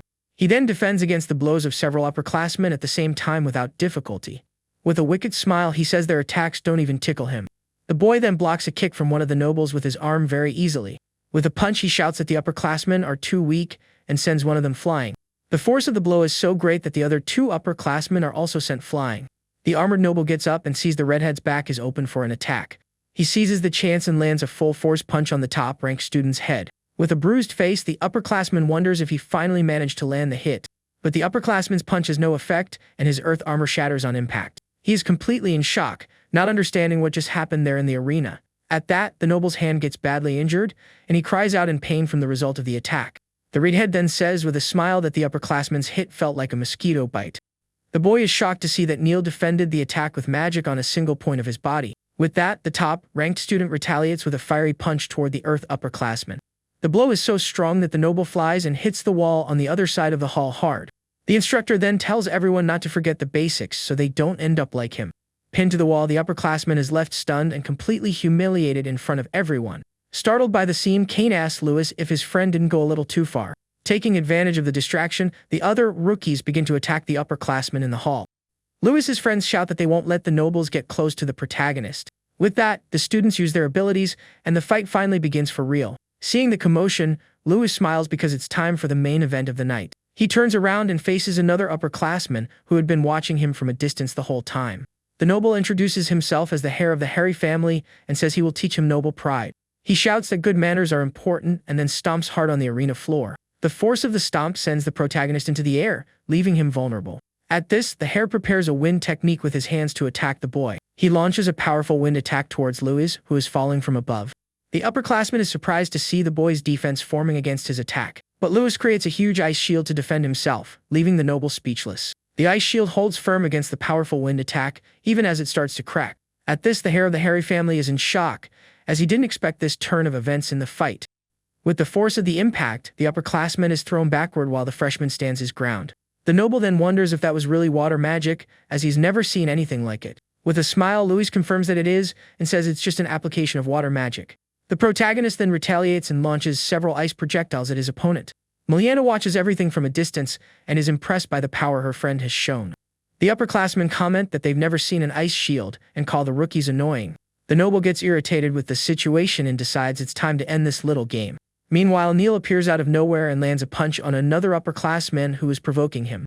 The hare gives a smirk because he's not the least bit worried about the redhead. The top-ranked student continues his combo of blows and defeats another upperclassman easily. He then faces the noble and asks if he'll be his next punching bag in the brawl. The hare taunts him, telling him to try and hit him, and the redhead charges with a fiery punch. With a crazy smile on his face, the boy prepares his attack with maximum force in the arena.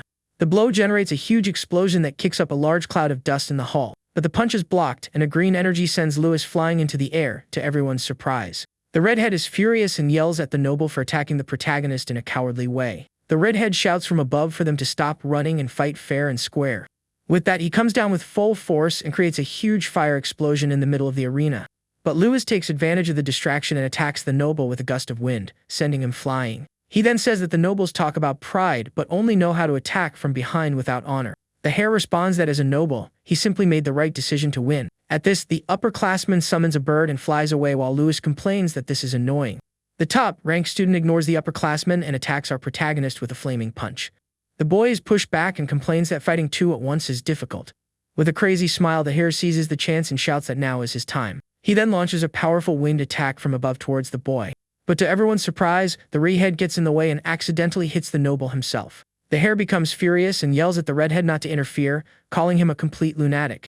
The top-ranked student asks why he doesn't understand that the best strategy is to team up. He then says that now that the nuisance is gone, the fight can finally continue for real. Seeing the scene, the instructor says that Neil is a combat genius and could surpass William. But Lewis finally understands the attack pattern, and his eyes glow with a blue light. The protagonist dodges the redhead's blow and says that he's finally found his weakness. With a precise strike, he hits the opponent's chest and says that should stop him. At this, Miliana appears, shouting at her friend and saying that what he just did was dangerous. Our protagonist just holds the redhead's wrist, who seems to be in a lot of pain. The redhead gives a wicked smile and says that he finally managed to catch our protagonist in the arena. With that, he headbutts Lewis and asks if the boy is feeling the pain of the blow. The top-ranked student then yells that the fun is just getting started and calls him an insect. Lewis wipes the blood and says the rules forbid harming others and that Neil has crossed the line. With that, our protagonist uses his water magic and freezes the opponent's wrist with ice. But the redhead starts laughing manically and says that's not enough to stop him. He says the instructor told them to show off their bodies, so he won't run or hide. Hearing this, the boy creates a large ice wall to defend himself from the redhead's attack. With a serious look, the boy asks if his opponent prefers something a little more resistant. At this, the top-ranked student's body begins to be completely frozen by ice magic. The redhead then screams at the top of his lungs because the pain he's feeling is simply unbearable. With the scream, a huge burst of fire energy explodes and spreads throughout the battle arena. Our protagonist watches everything with a serious expression on his face, showing no fear. With his strength, the redhead manages to break the ice and free himself from our protagonist's magic. He then says that fighting the boy makes him stronger and shouts for them to continue the brawl. We see a flashback to the redhead's past where he wonders what real pain is. Before him appears a huge pack of wolves with red eyes, ready to pounce on him. The young boy looks completely exhausted and weak in the middle of the dark, rainy forest. Without a second thought, the wolves charge with full force toward the boy to attack him. Even at a disadvantage, he fights with all his might against the wolves, without fear of getting hurt. One of the wolves bites down hard on the young boy's arm, who holds it tightly. With great force, the boy pries open the wolf's mouth and cries out in pain from the wound on his arm. With a cry of fury, his eyes glow red, and he unleashes all his fire power. He then realizes that the pain he feels is the greatest proof that he is still alive. With his body all battered, he gives a very crazy smile because he liked the sensation of pain. The boy then says that pain is what makes him stronger and helps him evolve in battle. He believes that only the strongest can survive in this cruel world. With that, we see that he took down all the wolves by himself in the middle of the dark forest. It is for this reason that the young boy developed a strange taste for feeling pain. Back in the present, he shouts that he wants to feel even more pain and prepares to attack. The redhead jumps towards our protagonist and shouts his name to continue the fight. The redhead says the two of them are the same and calls the monsters hungry for more power. Lewis then prepares for the attack and creates several water hands to defend against the blow. The water hands manage to catch the fire punch and stop the redhead's attack in mid-air. With that, he diverts the blow to the ground, causing a large fire explosion in the arena. The top-ranked student is impressed by the water boy's incredible skill in the arena. The protagonist then seizes the opportunity and lands a powerful kick on the opponent's head. But the redhead blocks the kick with his arm and smiles because he liked the pain he felt from the blow. The two begin to exchange several blows, and the redhead shouts that this is the best thing ever. Kane asks if it's a good idea to let Neil continue, and Miliana says to stop him after the fight. The redhead shouts that it's not over yet and advances with a punch full of fury and power. Lewis dodges and thinks about how to stop his friend without breaking the school rules. With an ice strike to the back, the boy shouts for the top-ranked student to calm down once and for all. Then he leaps in the air and uses his ice storm technique against the opponent. The redhead is caught by the attack and gets trapped in a large ice wall, laughing at the pain. But he begins to use his fire magic to try to break free from the protagonist's ice. His hand glows with an intense fire energy that slowly melts the ice. His arms and legs are also surrounded by flames to help break the ice. The instructor watches everything with a smile and says the fight is getting very interesting. With his fire aura, he shatters the ice and says he won't go down that easily in the arena. With an insane look, he shouts that he wants to continue the fight and prepares to attack again. But out of nowhere, a powerful fire attack hits the ground and interrupts their fight. Lewis is surprised by the interruption and recognizes the person who just arrived. A girl with glasses steps on the fallen redhead and says he has gone too far with the brawl.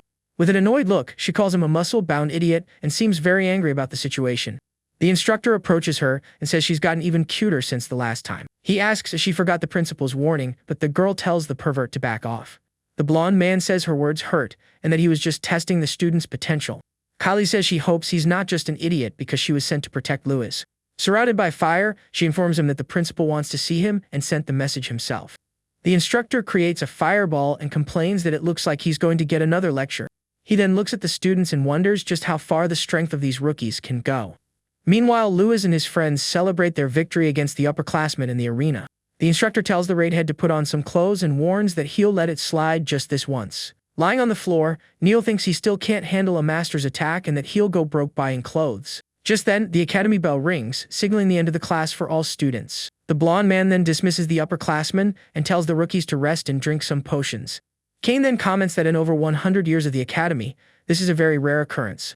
The protagonist is confused and replies that he didn't see anything about this in the documents he read. His friend explains that it has only happened 3 times and that great masters emerged from those classes. Kane reveals that the most recent one was when their parents were students at the academy.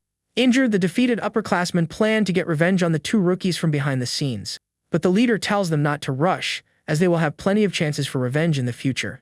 He says it doesn't matter how much of a genius they are because their fate is in their hands. Far away, a girl asks Miliana what she thought of the technique Lewis used. She replies that his talent is insane and that no one has ever used such strange techniques. At this, the girl becomes worried because she needs to create more attack options with her water attribute. Her friend then comforts her, telling her not to stress because she's only 16 years old.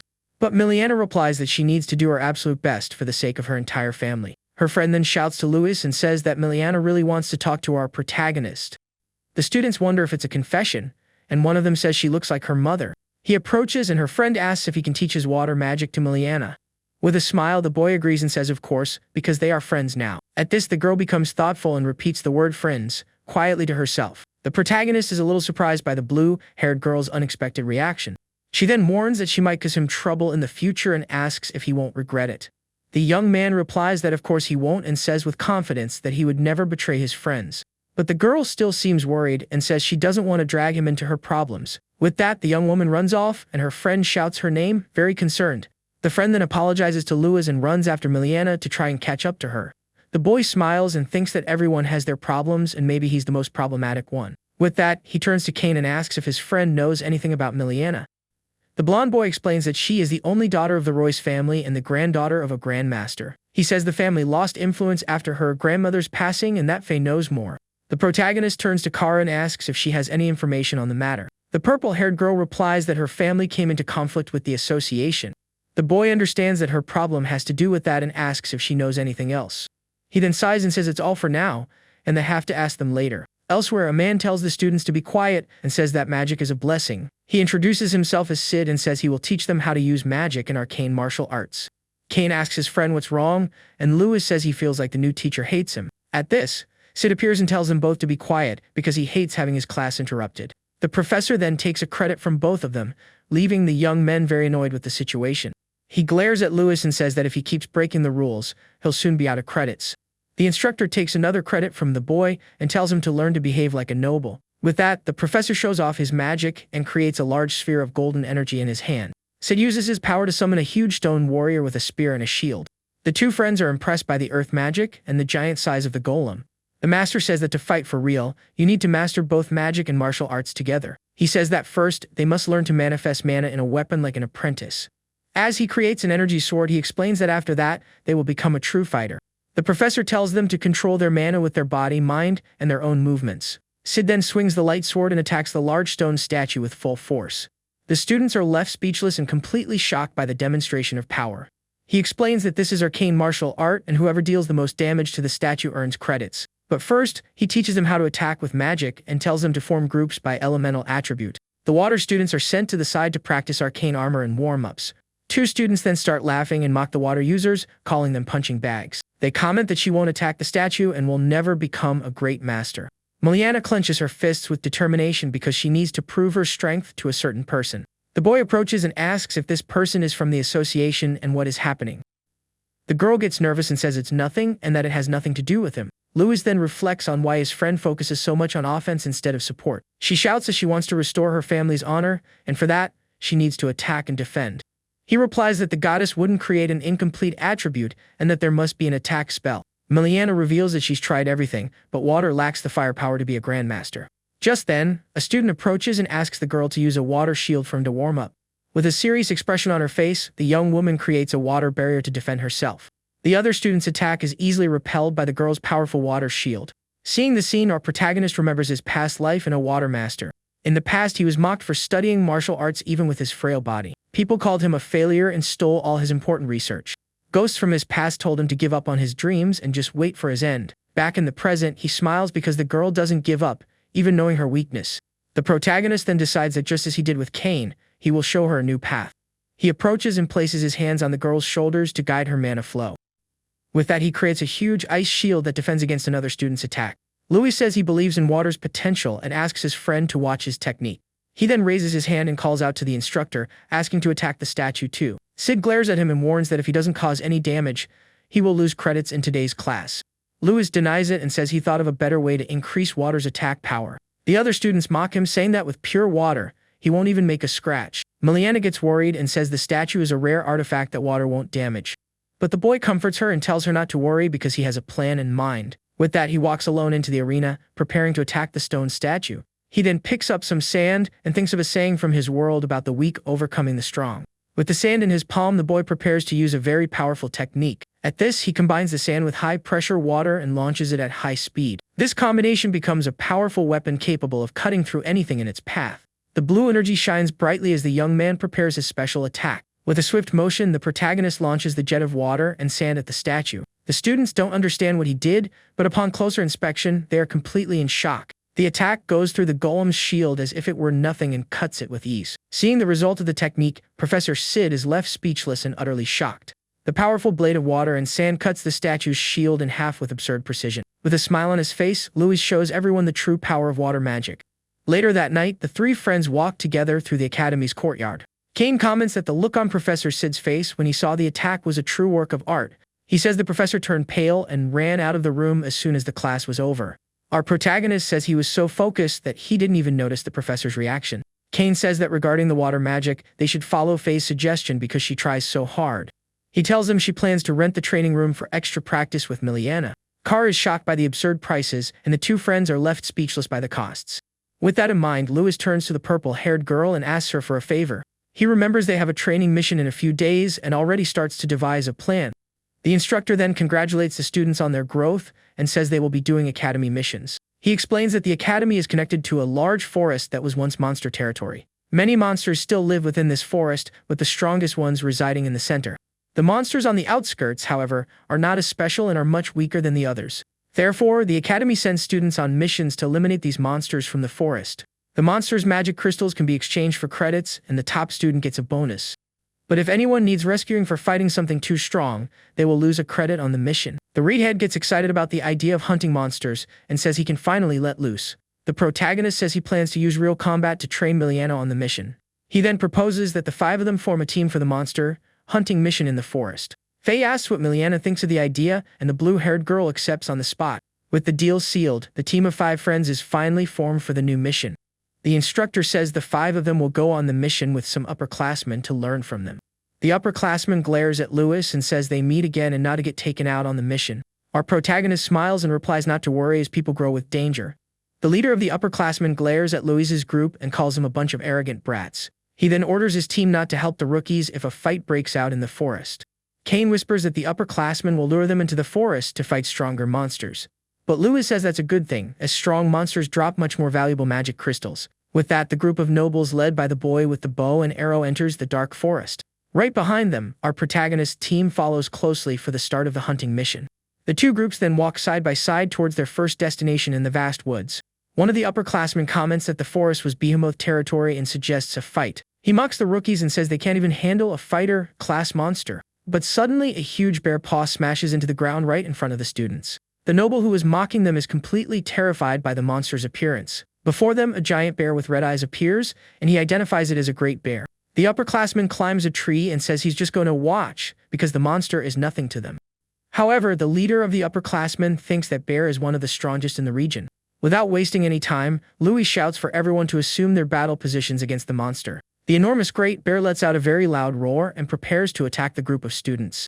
Faye then charges forward with her flaming sword and attacks the monster with a powerful fire strike. The girl's attack explodes on the bear's chest, but she is sent flying by the impact. With a swipe of its paw, the creature sends Kane flying into the air, leaving him vulnerable. But the blonde boy uses his wind magic and lands several cuts on the bear before hitting the ground. Kane then shouts that the monster's hide is as tough as rock and the blows have no effect. With that, the great bear retaliates with a powerful paw swipe that cracks the entire forest floor. But a fire arrow hits the monster squarely, making him even more irritated by the attack. The arrow explodes in flames, but the bear's thick hide withstands the impact without major issues. Kara fires the arrow, and Louis congratulates her on her excellent aim and very precise attack. The great bear becomes even more furious with the hit and prepares to attack the group again. At this, Miliana steps forward and uses her water magic to trap the huge creature in mid-air. Her technique then envelopes the monster with several water chains, completely immobilizing it. With that, the great bear is trapped inside a whirlpool with no way to escape the blow. She prepares to use her arcane martial art and end the fight once and for all. With a powerful spin, the girl throws the huge creature into the air with her water magic. The monster then falls hard into a nearby river, kicking up a large amount of water. Louis is surprised by the scene, and Faye explains that it's an original technique by Miliana herself. With a smile, the protagonist finds his friend's combination very interesting and powerful. Seeing her ability, he decides he can't be left behind and advances into the forest. He then runs towards the great bear, which is still recovering from the girl's blow. The protagonist prepares for a frontal assault and faces the monster with a serious look.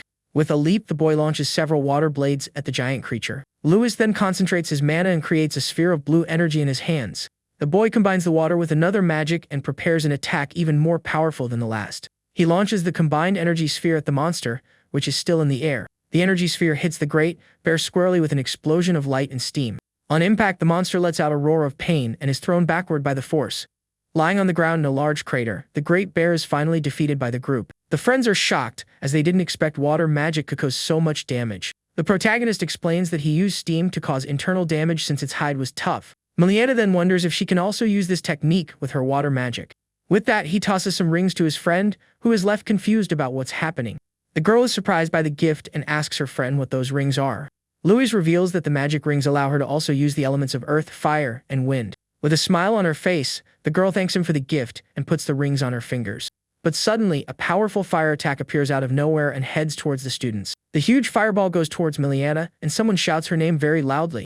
The young woman is completely frozen in fear, not knowing how to react to the surprise attack. With that, the fire magic explodes with full force, kicking up a large cloud of dust and smoke. The trail of destruction left by the blow is enormous and extends throughout the forest.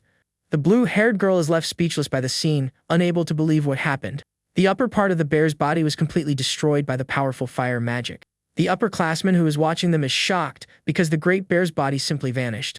Louis then senses a strange presence and warns his friends that something is approaching them. Out of nowhere, a tree is knocked down, and the sound of the impact echoes throughout the large forest. The upperclassman in the tree turns completely pale with fear because he recognizes the creature. He then shouts that a pack of blaze kongs has appeared to attack everyone there. One of the fire monsters roars loudly, showing off all its strength to the students. Hiding, Kane asks what kind of monster it is and says the situation is very bad. He explains that it's a creature that shouldn't even be near the academy. At this, the group is shocked to see that a pack of them appeared and devoured the beer. Worried, the friends think that the other students might also be in danger. Elsewhere, the upperclassmen face a monster, and one of them shouts to call a professor. Far away, a boy holds a defeated noble and wonders what is happening. But Neil faces one of the fire monsters and seems very excited for a new fight. With a wicked smile on his face, the redhead says the situation just got very interesting.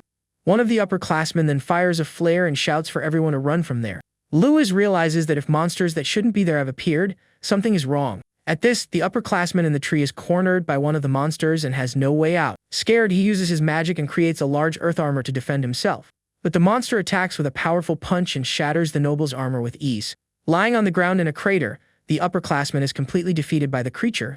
Another monster then grabs one of the students by the head with great force. The boy is completely terrified by the situation and screams in pain and fear. But seeing the danger, Louis uses water magic to save the student from the monster. The water attack pushes the two creatures far away, creating a shockwave in the woods. With that, the protagonist shouts for Kara and Miliana to grab the upperclassmen and run. The group helps the injured, and Faye tells Louis not to worry because she will catch up to him. At this, one of the Blaze Kongs prepares a large fireball to attack the young students. Seeing the attack, the three friends shout for everyone to dodge as quickly as possible. With that, the monster fires a powerful blast of fire towards the students.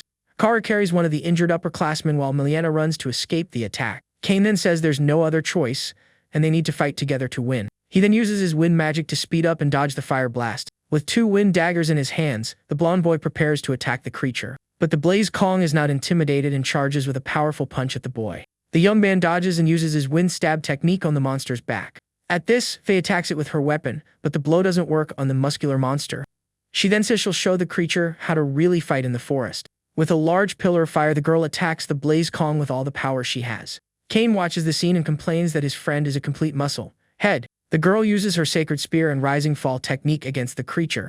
The blow hits the monster squarely and causes a large fire explosion on the ground. With the explosion, the creature's power core is finally exposed for everyone to see. Kane then says his friend is a complete muscle head. The girl uses her sacred spear and rising fall technique against the creature. The blow hits the monster squarely and causes a large fire explosion on the ground. With the explosion, the creature's power core is finally exposed for everyone to see. The several magic crystals then scatter through the air with the force of the blow's impact. With the monster defeated, Faye celebrates the victory with a very confident smile on her face. But Kane shouts for her not to let her guard down, and the girl doesn't understand the warning. At this, another monster appears and launches a powerful fire blast at the girl. To protect her, Louis creates a huge ice shield and defends against the monster's attack. The protagonist then reinforces the defense and increases the size of the ice shield even more. With his water magic, he creates a large ice prison to trap the creature. The monster is then completely frozen and trapped in the middle of the dark forest. The boy thanks his friend, and she is shocked because she didn't believe the monster was still alive. Even trapped in the ice, the Blaze Kong's eyes are still full of hatred and fury. Faye shouts for her friend to be careful and pushes him away from the fire monster. With its strength, the creature manages to break the ice and free itself from the protagonist's magic. To everyone's surprise, the monster's wounds begin to heal rapidly. The friends are shocked because they had never heard of them healing so quickly. With a serious expression on his face, Louis feels a very strange sensation coming from the monster. He then remembers Neil and realizes the sensation is the same as from the fight with the redhead. Elsewhere, the redhead lets out a maniacal laugh and shouts that the fight isn't over yet. Meanwhile, one of the upperclassmen rips the core out of one of the defeated fire monsters. Louis glares at the other monsters and says the situation is getting really annoying. Faye notices that their wounds are closing and that there's something wrong with the creatures. Seen through a monster's legs, the group of friends seems to be completely cornered. With a bead of sweat on his face, the protagonist faces the situation with great seriousness. Surrounded by the creatures, the group realizes the situation is bad and there's nowhere to run. Shortly after, all the friends end up on the ground, completely exhausted and defeated. The leader of the upperclassmen smiles and says his preparations are ready for the final plan. He then reveals that he will use the defective monsters to finally eliminate our hero. With that, the monsters ignore the others and charge with full force towards Louis. One of the creatures roars loudly and unleashes a powerful fire aura for the attack. Kane is shocked to see that the monsters can use arcane armors like fighters. With a stomp, the creature sends all the students flying with its absurd strength. Our protagonist manages to land on the ground but loses his balance from the impact of the blow. He then realizes that the monsters are targeting only him and wonders why. At this, one of the creatures creates a huge sphere of fire and prepares for the attack. The monster then launches the large fireball with full force at our protagonist. Seeing the power of the attack, the young man is completely shocked and momentarily frozen. He then finds himself surrounded by several monsters preparing the same powerful attack. His friends scream Louis's name in desperation as they run to try and help him in the forest. With that, the fireballs merge and create a huge explosion that destroys everything around it. From a distance, the leader of the upperclassmen watches the scene of destruction with a smile on his face. He then celebrates the success of his operation and believes he has finally eliminated the boy.